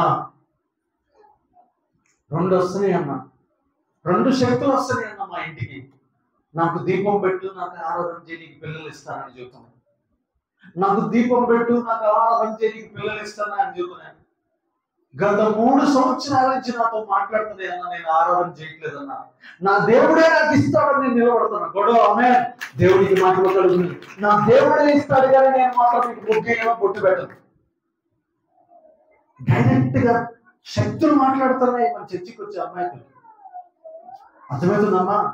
లైవ్ లో చెప్తుంది, ప్రాణం చచ్చిపోతా, నాకు సంతానం లేకపోయినా పర్లేదు కానీ నేను మాత్రం మీకు ఆరాధన చేసిన అర్థానికి మాత్రం ఎలానే మీరెవరో నాకు తెలుసు, మా దైవజనులు మాకు చెప్పారు. కాబట్టి సత్యనామని ఆరాధన చేస్తాం కానీ ఇక వేరే వారిని ఆరాధన చెయ్యం. వేరే వాటికి పూజ దగ్గరికి మాకు వేరు జరిగినా జరగకపోయినా సత్యం కోసమే చచ్చిపోతాం కానీ అబద్ధాన్ని మాత్రం ఆశ్రయించు. ఎలాంటి విగ్రహాల దగ్గరికి మళ్ళీ ఎలాంటి వారు పిలిచినా, ఆ విగ్రహాల శక్తులను ఆరాధించే వారు పిలిచినా వెళ్ళనే వాటన్నిటిని వదిలించుకొని వచ్చాం మేము. ఆ శాపాలన్నీ వదిలించుకున్నాం మేము. ఆ రోత బ్రతుకుని వదిలించుకున్నాం మేము. దేవునికి మహిమ కలుగును గాక. దేవుడు చూడండి, మొదటి సమయాల గ్రంథం 4వ అధ్యాయం 10వ వచనం. మొదటి సమయాల గ్రంథం 4వ అధ్యాయము. మొదటి సమయాల గ్రంథం 4వ అధ్యాయము. మొదటి సమయాల గ్రంథం 4వ అధ్యాయం 10-11. ఫిలిస్తీన్లు యుద్ధం చేయగా ఇజ్రాయేలీలు ఓడిపోయి అందరూ తమ డేరాలకు పరిగెత్తి వచ్చి అప్పుడు అత్యధికమైన వధ జరిగిన ఇజ్రాయేలీలలో 30,000 మంది కాల్బలం కూలెను. ఎక్కడంట ఈ మందస్సు ఎవరింట్లో ఉంది? ఇప్పుడు ఈ మందస్సు ఎవరింట్లో ఉంది? ఏలీ గారి ఇంట్లో ఉంది. అమ్మా అలర్చేది ఎవరింట్లో ఉంది? ఏలీ గారింట్లో ఉంది. ఏలీ అనే ఆయన ప్రవక్త, ఏలీ అనే ఆయన యాజకుడు, న్యాయాధిపతి. ఈ ఏలీ అనే వాళ్ళ ఇంట్లో 40 సంవత్సరాలు ఉంది మందసం. 2వ అధ్యాయము, మొదటి సమయాల గ్రంథం 2వ అధ్యాయము 25-25 వచ్చిన, 22-25 వచ్చిన చూడండి. ఏది బహువృద్ధుడాయనో ఇజ్రాయేలీలకు తమ కుమారులు చేసిన కార్యములన్నీ వాడు ప్రత్యక్ష గుడారం యొక్క ద్వారం దగ్గరకు సేవ చేయటకు వచ్చిన స్త్రీలతో శయనించుటయు అను మాట చెవిని పడగా వారిని పిలిచిట్లేను. ఈ చెవుల ముందర మీరు చేసిన చెడ్డ కార్యములు నాకు వినబడినవి. ఇలాంటి కార్యములు మీరు ఎందుకు చేయించున్నారు? నా కుమారులారా, ఇలాగ చేయవద్దు. నాకు వినబడినది మంచిది కాదు. యెహోవా చెవుల మీరు అతిక్రమింప చేయుచున్నారు. నరునికి నరుడు తప్పు చేసిన ఎడల దేవుడు విమర్శ చేయడు గాని ఎవరైనా యెహోవా విషయంలో పాపం చేసిన ఎడల వారి కొరకు ఎవరు విజ్ఞాపన చేయను. అయితే యెహోవా వారిని చంపదలిచి ఉండరు కనుక వారు తమ తండ్రి యొక్క మొర వెనుకపోయి దేవుడే హోఫ్ని ఫీనెహాసును చంపాలనుకుంటున్నాడు. ఎందుకో తెలుసా? మందిరానికి వచ్చినటువంటి అమ్మాయిని దేవుడు భయం లేకుండా సైనించి అంటే వారితో పాపం చేసిరి. ఎవరు? ప్రధాన యాజకుడైన పెద్ద ప్రవక్త, న్యాయాధిపతి అయినటువంటి ఏలీ ఇద్దరు కుమారులు మందిరం దగ్గరికి ఆరాధన చేయడానికి వచ్చిన అమ్మాయిలతో వ్యభిచారం చేశారు. ఇజ్రాయేలీల చక్కని స్త్రీలతో వారు సైనించారు. దానివల్ల దేవుడు వారిని ఆ ఇద్దరు తండ్రికి వినపడింది కానీ పిలిపించాడు కానీ. అమ్మా చాలా జాగ్రత్తగా మీరందరూ తప్పు చేశారు. తప్పు చేసినప్పుడు మన పిల్లలే అని చెప్పి మనం ఏం చేస్తాం? ఎందుకు అటు చేసింది అంటారా? ఎవరు పిల్లలు? ఎవరు రక్తం? ఎవరు రక్తం? మన రక్తం. అట్టనొచ్చమ్మా. అట్ట తండ్రి గట్టిగా అయినందుకు ఏమొచ్చింది తెలుసా? తండ్రికి మరణం. మందస్సు ఇంట్లో నుంచి బయటికి వెళ్ళిపోయింది. ఇద్దరు పిల్లలు యుద్ధంలో నరికివేయబడ్డారు. దేవుడే వాళ్ళని చంపాలని కోరిక కలిగి ఉన్నాడు. ఏం లేనందున దేవుడి భయం లేదు. బైబిల్ చదువుతారా? చూడండి, కొంతమంది బైబిల్ ఆడుంటది, కాళ్ళు ఇట్లు ఉంటాయి, కాళ్ళు చాచే ఉంటాయి, బైబిల్ ఆడ తెరిచి ఉంటుంది. అంటే ఏం లేదాడా? భయమో లేదు, భయమో లేదు. పాస్టర్ గారు వస్తారు. నేను పాస్టర్ గారు కొన్ని కుటుంబాలకు వెళ్తాను, నేను వెళ్తాను.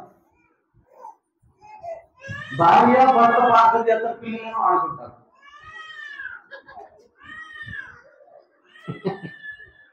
అప్పుడు ఏమొస్తుంది చెప్పలేదమ్మా? భార్య భర్తలు ఇద్దరు దండం పెడతారు. ఆ దండం నాకే, దేవుడికి అడిగిపో. నేను కూడా దొంగ పాటని, ప్రభువా ఇంతే వచ్చు, ఇది మారకూడదు, ఈ పరిస్థితి, ఈ కరువు మారదు, ఈ దరిద్రం పోవు.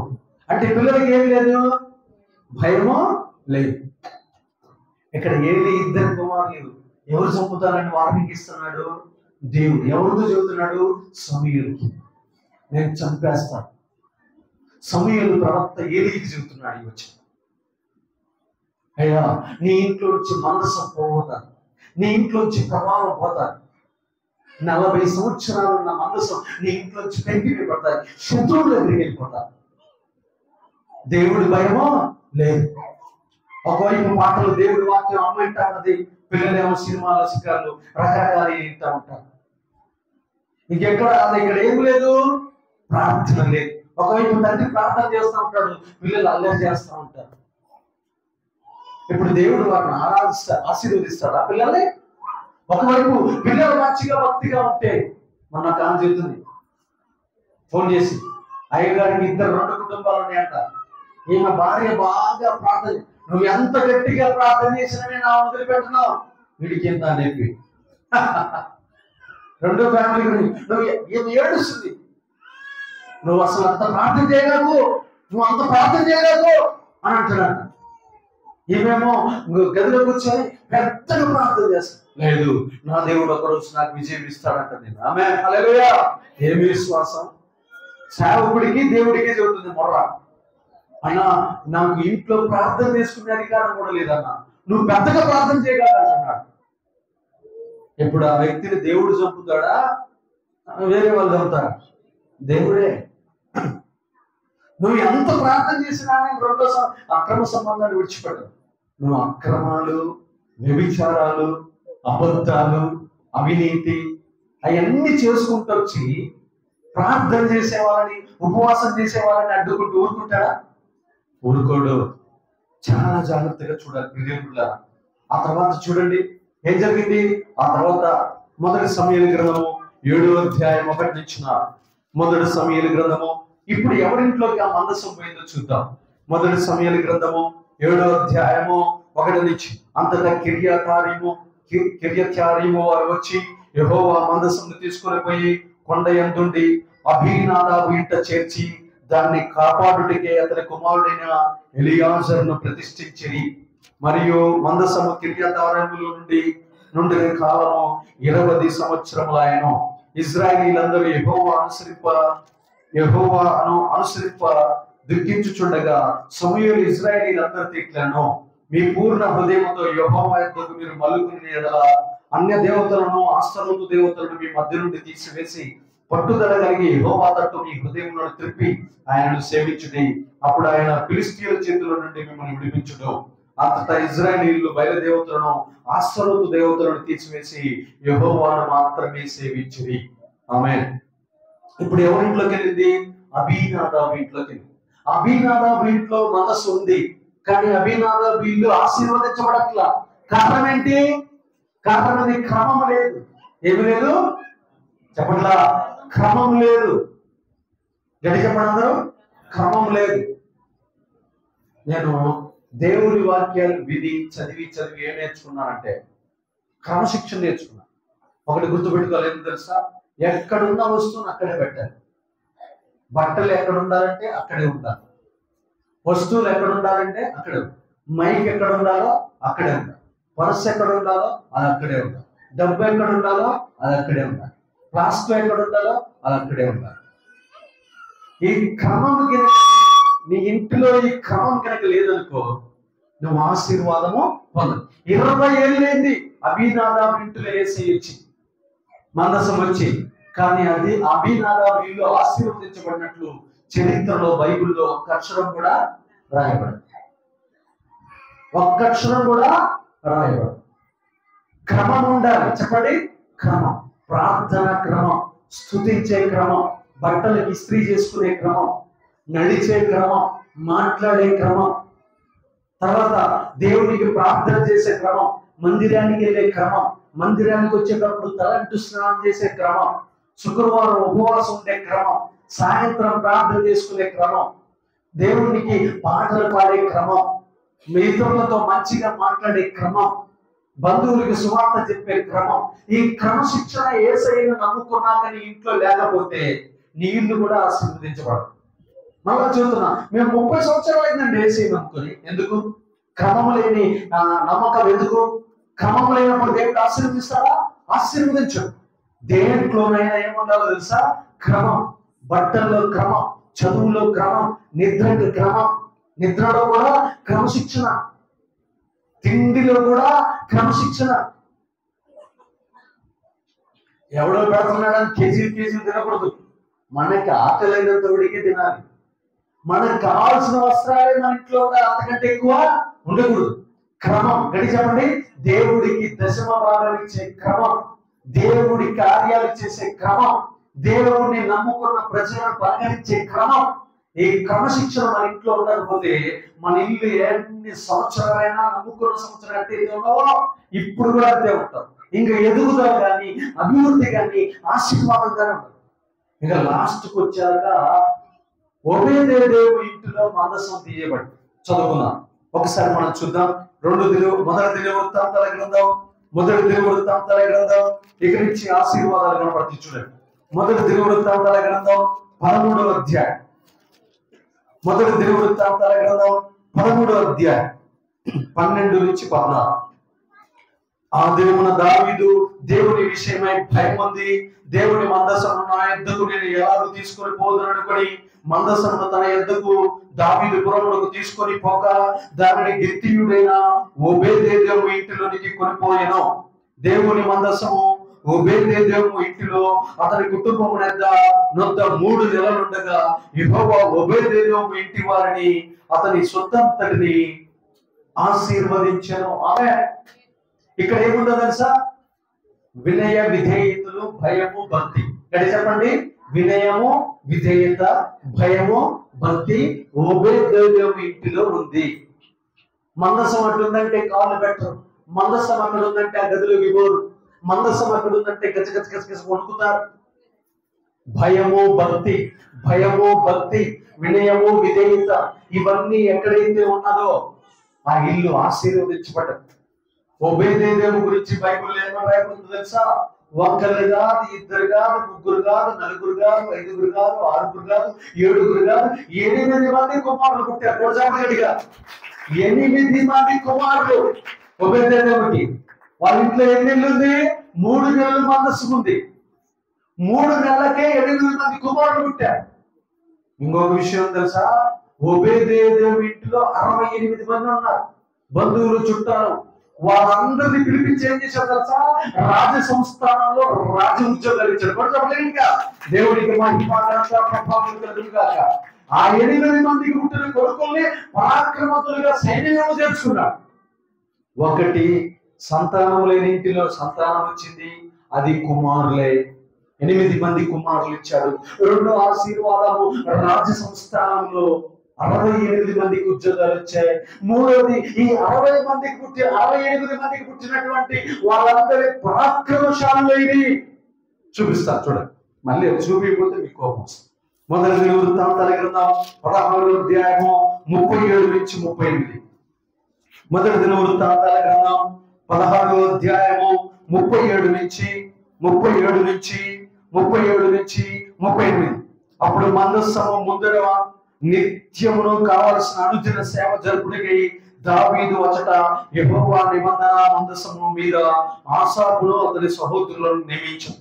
ఓబేదెదోమును వారి సహోదరులైన 68 మందిని ఏదోతోను కుమారుడైన ఓబేదెదోమును హోషోను ద్వారపాలకులుగాను నియమించాను. ఆమె ఎంతమంది అంటే 68 మందికి ఉద్యోగాలు ఇచ్చాడు. చెప్పట్లా మీరు? ఎంతమందికి? 68 మందికి. ఎక్కడ మా ఉద్యోగం? దేశంలోనే అత్యంత పెద్ద రాజ సంస్థానంలో, మండలంలో ఎంఆర్ఓ ఆఫీసులో కాదు, జిల్లా హెడ్ క్వార్టర్ లో కాదు, రాజుగారి సంస్థానంలో. ఎక్కడ ఇప్పించారు? రాజుగారి సంస్థానంలో 68 మందికి ఉద్యోగాలు. ఇంకా పేదరికం ఉండదా? చెప్పలేదే, పేదరికం ఉండదా? మన ఇంట్లో ఒక సాఫ్ట్వేర్ జాబ్ కలిగిన ఒక ఆయన ఉన్నాడు అనుకో, మన ఇంట్లో దరిద్రం ఉండదా? ఒక పోలీస్ ఆయన ఉన్నాడు అనుకో, దరిద్రం ఉండదా? ఒక లాయర్ ఉన్నాడు అనుకో, ఒక మంచి డాక్టర్ ఉందనుకో, చెప్పలేదమ్మా, నోరు లేవా? కప్పలేమన్నా బట్టినేయండి మమ్మల్ని. మన ఇంట్లో ఒక డాక్టర్ ఉన్నాడు అనుకో, ఒక హాస్పిటల్ నడిపిస్తున్నాడు అనుకో, మన ఇంట్లో దరిద్రం ఉండదా? మరి ఒకే ఇంట్లో 68 ఉద్యోగాలు ఉంటే చెప్పలేదు.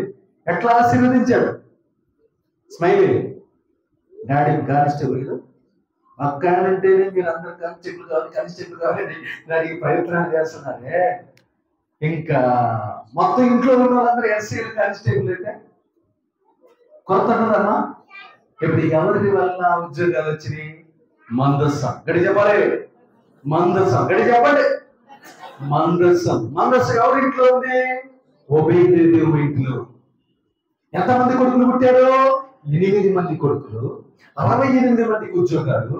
68 మంది ఉద్యోగాలకి రాజ సంస్థానంలో 68 మందికి పుట్టిన పిల్లలందరూ పరాక్రమశాలులు. అది కూడా చూపిస్తాను చూడండి. 26 మొదటి దినవృత్తాంతాలు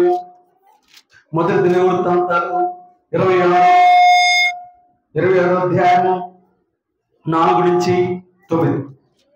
నాలుగు నుంచి దేవుడు ఒబేదేదోమును ఆశీర్వదించి అతనికి కుమారులను దయచేసెను. వారెవరనగా షమాయ జ్యేష్ఠుడు, యెహోజాబాదు రెండోవాడు, యోవాబు మూడోవాడు, షాకారు నాలుగోవాడు, నెతనేలు ఐదోవాడు, అమీయేలు ఆరోవాడు, ఇషాకారు ఏడోవాడు, పెయుల్లెత్ ఎనిమిదోవాడు. వారి కుమారుడైన షమాయాకు కుమారులు పుట్టిరి. వారు పరాక్రమశాలుగా ఇండి తమ తండ్రి ఇంటి వారికి పెద్దలైరి. షమాయా కుమారులు వత్ని, రెఫాయేలు, ఓబేదు, ఎల్జాబాదు, బలార్జులైన అతని సహోదరులు ఎలీహు, షమక్య. ఒబేదేదోము కుమారులైన వీరు కుమారులను, వీరి సహోదరులను 62. వారు తమ పరిచయలో మంచి గట్టివారు, పరాక్రమశాలులు.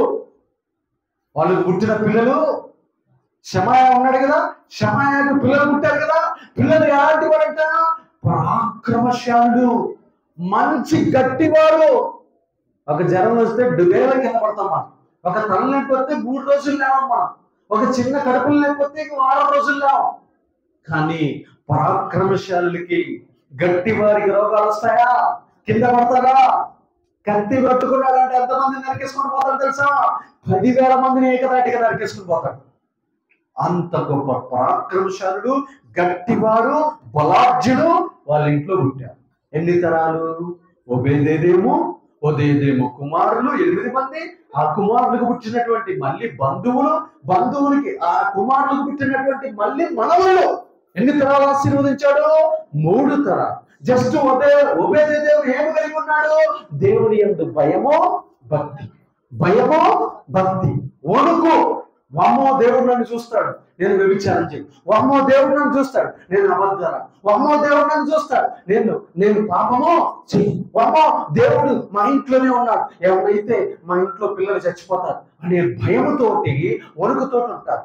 మనం వేసే నమ్ముకున్న తర్వాత కూడా పంచాయతీకి పోదా, ఎవడంతటా రా చూద్దాం, కొట్టద్దాం రా అంటే ఇంకా మన ఇంట్లో వేసేయాడంటారు. నాయన ఉంటాడా?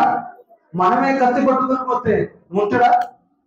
చెప్పండమ్మా, ఉంటాడా? మన ఇంట్లో వేసేయా రా చూసుకున్నా రారా, అరే దమ్ముంటారా చూసుకున్నా, వెలబెట్టుకున్నా రారా అంటే ఇంకెవడన్నా ఉంటాడమ్మా? మన ఇంట్లో అక్రమం చేయవారి దగ్గర ఉంటాడా? గొడవలు, విభేదాలు, కొట్లాట్లు, కోర్టు కేసులు, పోలీస్ స్టేషన్ల చుట్టూ తిరిగే వాళ్ళ ఇంట్లో ఉంటాడా? భయము భక్తి కలిగిన వాళ్ళ ఇంట్లో ఉంటాడా? ఒకే తరంలో 3 ఇల్లు చూపించారు. ఒక ఇల్లు ఎవరిది? ఏలి. రెండో ఇల్లు ఎవరిది? చెప్పినా కదా ఇప్పుడే, యెహోనాదాబు. మూడో ఇల్లు ఎవరిది? ఒబేదేదోము. ఇప్పుడు 4వ ఇల్లు ఎవరిదో తెలుసా? దావీదు. ఇంకా దావీదు ఇంట్లో తెచ్చుకుంటున్నాడు. ఎవరింట్లో చూసిండో? ఒబేదేదోము ఇంట్లో అంత ఆశీర్వాదమే. ఇంకా లాభం లేదురా బాబు. సర్వ సమాజాన్ని పిలిచాడు, దేశం మొత్తం జనాలకి పంపించి, అయ్యా మీరు అందరూ రండి, జాతర పండగ ఉత్సాహం చేసుకున్నా, మా ఇంటికి తీసుకురావాలి మందస్థానం అని చెప్పాడు. ఇంకా తీసుకొని ఎంతమందిని పెడతారో తెలుసా? ఎంతమందిని పెడతాడంటే, దేవుని బిడ్డలారా, సుమారు 1000 మంది యాజకులు పెడతారు. ఇంకా నేను చెప్పలేను కానీ చాలా మంది యాజకులను పెడతారు. యాజకులను పెట్టి మీరు పాటలు పాడండి అంటాడు. ఇంకా వాళ్ళు పాటలు పాడుతుంటే వేస్తాడు డాన్స్. మనోడు డాన్స్ చేసుకుంటూ వస్తాడు. ఇక డాన్స్ చేసుకుంటే ఇంకా దాన్ని 7 అడుగులకు ఒక పొట్టేలు నడుపుతాడు. ఇటేమో డాన్స్, అటేమో వాళ్ళ పాటలు, ఇటేమో డాన్స్ తర్వాత 7 అడుగులు అయిపోవనే నరకటం. ఇంకా దేవుణ్ణి ఎట్లా గణపరుస్తున్నాడు తెలుసా? అలా గణపరుచుకుంటూ ఆ కిలోమీటర్ దూరంలో ఎన్ని పొట్టేలు నరుకుంటూ దావీదుపురంలో దావీదులో పెడతాడు మందసారి. కొడుచబడిగా దేవునికి మహిమ ఘనత ప్రభావములు కలుగుగా. దావీదుతో దేవుడు, దావీదింట్లోకి దేవుడి మందసం బాగానే దావీదుతో దేవుడే అంటాడు తెలుసా? నీ శత్రువులందరినీ నీ చేతికి అప్పగిస్తున్నాడు కూడా. ఆమేన్. నీకు ఎంతమంది శత్రువులు 40 దేశాల్లో ఉన్నారో ఆ శత్రువులు అందరినీ చేతికి అప్పగిస్తాడు. చదువుదాం, ఆ మాట కూడా చదువుకుందాం. ప్రియమైన బిడ్డలారా, మొదటి దినవృత్తాంతాలు 15:28-29. మొదటి దినవృత్తాంతాల గ్రంథము 15వ అధ్యాయము 28 నుంచి 29. 15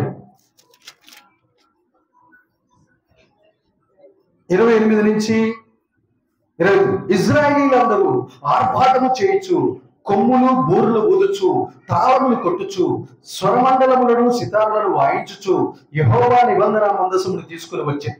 యెహోవా నిబంధన మందసము దావీదు పురంలోకి రాగా సౌలు కుమార్తె అయిన మీకాలు కిటికీలో నుండి చూసి రాజైన దావీదు నాట్యమాడుటయు వాయించుటయు కనుగొని తన మనసులో అతన్ని హీనపరచెను. చూడండి ప్రియదేవులారా, ఏందట? స్వరమండలములతోటి కొమ్ములు బూర్లు ఊదుచు, తాళములు కొట్టుచు, స్వరమండలములు సితారములు వాయించుచు యెహోవా నిబంధన మందసమును తీసుకుని వచ్చే ఎవరింటికి? దావీదు వాళ్ళ ఇంట్లోకి. ఇప్పుడు ఎవరింట్లో పెట్టుకున్నాడు? రాజుగారింట్లో ఉంది ఇంకా మందసం. ఇంకా చూడండి ప్రియదేవులారా, రాజుగారికి ఎవరంటారు? శత్రువు. ఒబేదేదోము ఇంట్లో ఉద్యోగం లేదు, ఉద్యోగం వచ్చింది. ఒబేదేదోము ఇంట్లో పిల్లలు లేరు, పిల్లలు వచ్చారు.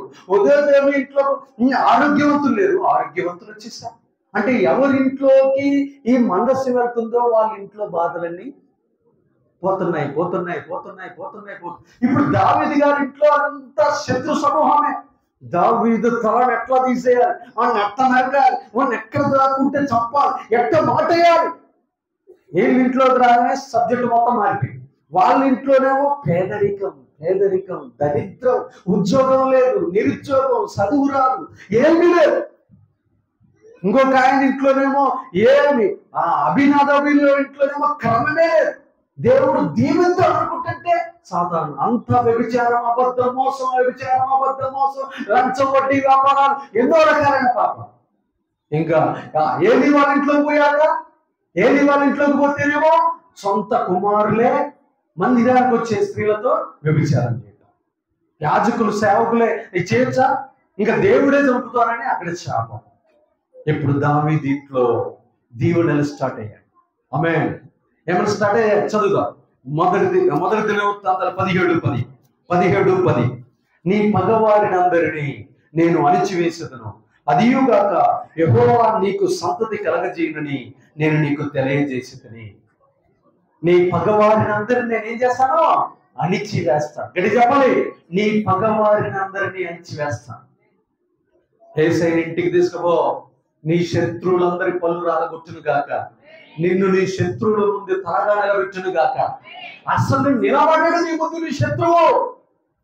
గజ్జ వణుకుతుంటూ నువ్వు ఒక దారిని వస్తుంటే వాడు 7 దారుల్లో పారిపోను గాక.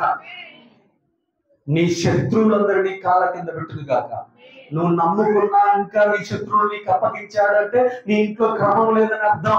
ఇంకా నీ శత్రువు నీ మీద ఎర్రబెగుతున్నాడంటే, నీ శత్రువు నీ కాళ్ళ కిందకి రాలేదంటే అర్థం నువ్వు ఇంకా క్రమశిక్షణలో లేవు. దావీదుతో అంటున్నాడు, నీ శత్రువులందరినీ అణిచివేస్తా, నీ మీద నిలబడేవాడు ఒక్కడు కూడా. ఏ మహిమ ఇది? మందసం మహిమ.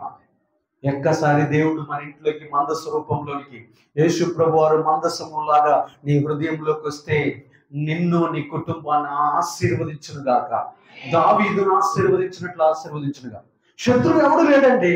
ఇక మనం చేసే క్రియలను ఎవడైనా ఆపుతాడా? మనం ఒక పండగ చేస్తున్నాం, దాన్ని ఆపుతాడా? దావీదు గారు ఒక పండగ చేస్తున్నాడు దేశం అంతా, దాన్ని ఆపుతాడా? శత్రువు లేకపోతే ఆపుడు. ఎంత సంతోషంగా ఉంటుంది శత్రువు లేకపోతే. ఒక పెళ్లి చేస్తామండి, ఆ పెళ్లిలోకి శత్రువులు వచ్చారని ఆపటానికి మనకి ఎంత బాధ వేస్తుందా లేదా? ఏడుస్తామా, ఏడవా? శత్రువు ఏం చేస్తాడు? కరెక్ట్ గా పెళ్లి టైంలోనే కాపు వేస్తాడు.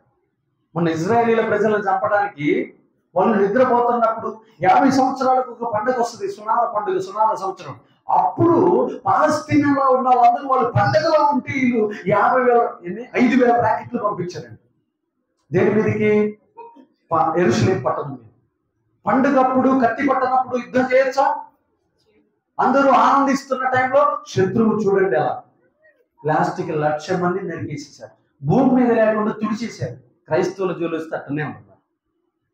ఇప్పుడు గాజా పట్టణం ఉంటే భూమి మీద పాడు దిబ్బ అయిపోయింది.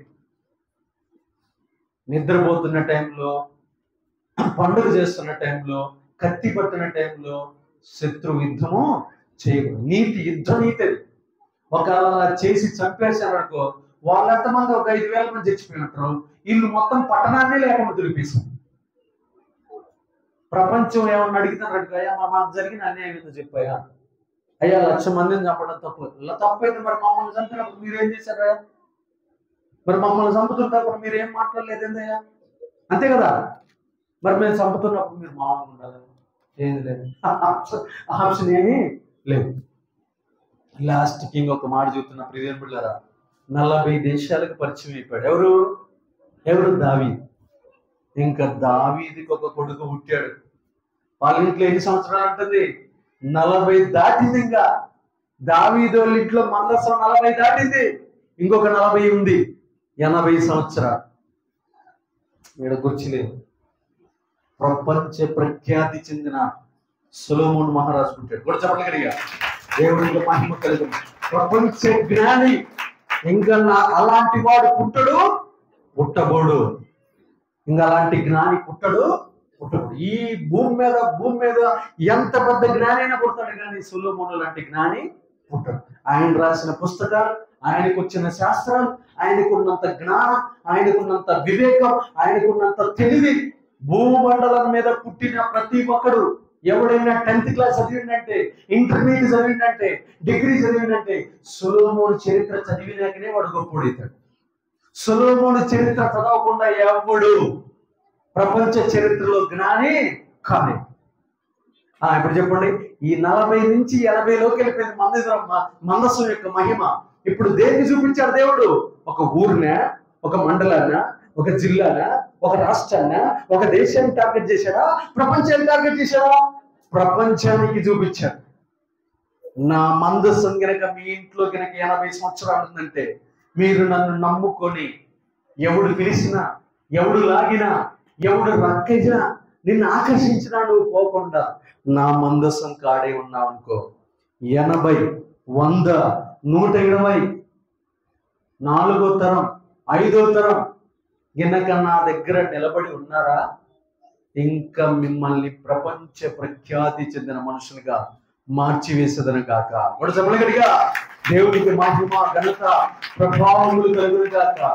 ఆకర్షిస్తాడు. రా, ఇంకా అడిగి వేయను, నీ అప్పు తీరదురా, నీ రోగం పోదురా, నీ కష్టాలు పోవరా అని పిలుస్తా ఉంటాడు సాతాను గారు. కానీ యేసయ్యని గర్భగుడిలో పెట్టుకొని ఒక 70, 80, 3, 4 తరాల కింద నిలబడ్డావా, ఇంకా నీ ఇంటిలో పుడతాడు ఒక్కొక్కడు పరాక్రమశాలే. నీ ఇంట్లోనే రాజు పుడతాడు, నీ ఇంట్లోనే ప్రపంచాన్ని ఏలే శాస్త్రవేత్త పుట్టును కాక. నిన్న ఒక పుస్తకం చదివాను, ప్రపంచాన్ని తలక్రిందులు చేసిన 75 మంది జీవిత చరిత్ర అమెజాన్ లో చూశాను. 75 మంది ప్రభావితం చేశారంటే ఈ ప్రపంచాన్ని. దాంట్లో గాంధీ గారు, Nelson Mandela, Martin Luther king junior, mother Teresa, Indira Gandhi, అట్లా 75 మంది ఉన్నారు. దాంట్లో నేను మరలా చెబుతున్నా, ఆ 75 మందిలో 50 మంది క్రిస్టియన్సే. కూడా చెప్పగలిగా 50 మంది క్రిస్టియన్స్. Abraham Lincoln. ఎవరు? Abraham Lincoln. ఆయన పేరు sir Thomas Alva Edison, Graham Bell, Einstein, Steve Jobs, Elon Musk. ఇప్పుడు ఈ తరంలో బిల్ గేట్స్. ఎంతమంది ఉన్నారు? 50 మంది క్రిస్టియన్స్. ఒకటి చప్పట్లు గట్టిగా. ప్రపంచాన్ని షేప్ చేశారు. పోలియో ఇంజెక్షన్ కనిపెట్టిన ఆయన పేరు కూడా ఉంది దాంట్లో. పోలియో భూలోకంలో లేకుండా తుడిచేసాడా లేదా? జ్ఞానం. ఎవడిచ్చాడా జ్ఞానం? దేవుడు. నేను ఎప్పటికీ చాలా సార్ నా వాట్సాప్ మీరు ఎప్పుడు చూస్తూ ఉంటారు. నన్ను గినక మీరు ఫాలో అయితే నిజంగా నా కాడి నుంచి మీరు ఏం పాస్టర్ గారు జ్ఞానం సంపాదించమని ఇవన్నీ పెడుతున్నారు. నేనేదో పని లేక, పూర్వపోకుడు లేక, నాకు ఉద్యోగాలు లేక కాదు నేను నీకు ఆ పని చేసేది. రోజుకి 10 స్టేటస్లు పెట్టేది. ఎందుకు పెడుతున్నా తెలుసా? ఇంత జ్ఞానం బైబిల్లో ఉంది. నువ్వు జ్ఞానిగా, ఒక జ్ఞానిగా నువ్వు మార్చబడితే ప్రపంచం అంతా నీ కాడికి వస్తుంది. నువ్వు బాగా గంటలు కష్టపడి చదువు. అమ్మాయి నేను ఆ అబ్బాయిని పెళ్లి చేసుకుంటానని వస్తుంది నీ కాడికి. ఆడి కాదు పరిగెత్తుకుంటూ నేను ఆయన్ని ఎక్కించుకోవాలి. ఇలాంటి కోటు, ఇదిగో ఈ కోటు అనుకుంటారట, నేను ఆయన్ని ధరించాలి, నేను ఆయన మీద ఎక్కాలి. ఆ కోటు కూడా అనకూడదంట. తెలుసా మీకు? ఒకరోజు ఒక కథ చెప్తాను. వదలని దెయ్యం అనండి. ఒక ఆమెకు దెయ్యం పట్టిందంట. పాస్టర్ గారు వచ్చి ప్రార్థన చేయకుండా మళ్ళీ వచ్చి పట్టిందంట. రెండో రోజు వచ్చిందంట. దెయ్యాన్ని అడిగాడంట పాస్టర్ గారు, ఏమే దెయ్యమా నేను వెళ్ళగొట్టాను మళ్ళీ వచ్చిందంటే, ఆ దెయ్యం అంటుందంట, నాకు సంబంధించిన వస్తువు ఆమె కాడ ఉంది, ఆ మేకప్ కిట్ ఇస్తే కానీ పోతాను. అలాగే పాస్టర్ గారు, అమ్మ పతివ్రత మేకప్ కిట్ అమ్మ అలాగే ఏడ్చుకుంటూ ఇచ్చిందంట. దెబ్బకి దెయ్యం పోయింది. ఆమె దేవునికి మహిమ కలుగుతుంది కాక. శాతానికి సంబంధించింది నీ దగ్గర ఉండకూడదు. ఉందా వాడు వస్తాడు. కాబట్టి అన్నిటినీ ఈ సంవత్సరం మళ్ళా చెప్తున్నా, ఈ ఉపదేశం ద్వారా అక్రమాలు వదిలిపెట్టేదము కాక, వడ్డీ వ్యాపారాలు వదిలిపెట్టేదము కాక, అవినీతిని వదిలిపెట్టేదము కాక, నీచత్వాన్ని వదిలిపెట్టేదము కాక, సెల్ ఫోన్ పిచ్చిని వదిలిపెట్టేదము కాక, మూర్ఖపు మాటలు వదిలిపెట్టేదము కాక, ప్రతి చీకటి క్రియను వదిలిపెట్టేదము కాక, సకల సంపదలు సర్వోన్నతమైన దేవుని ఆశీర్వాదాలు సొలొమోనులాగా మనమందరము పొందుకొని వర్ధిల్లెదము గాక. ఆమేన్ ఆమేన్ ఆమేన్. దేవుడి మాటలను దీవించి స్థిరపరిచి వర్ధిల్లింప చేయను గాక. ప్రార్థన చేసుకుందాం. తర్వాత వచ్చిన దేవుని సన్నిధిలో ప్రభు మనతో సూటిగా మాట్లాడాడు. ప్రభు మందసం యొక్క మహిమ, మందసం యొక్క మహిమ నేను ఈరోజు క్లియర్ గా చెప్పాను. యేసయ్యను ధరించుకుని ఉన్నా, యేసు ప్రభు వారిని ధరించుకున్నా. చేయి ప్రార్థన చేయి, మోకాల ప్రార్థన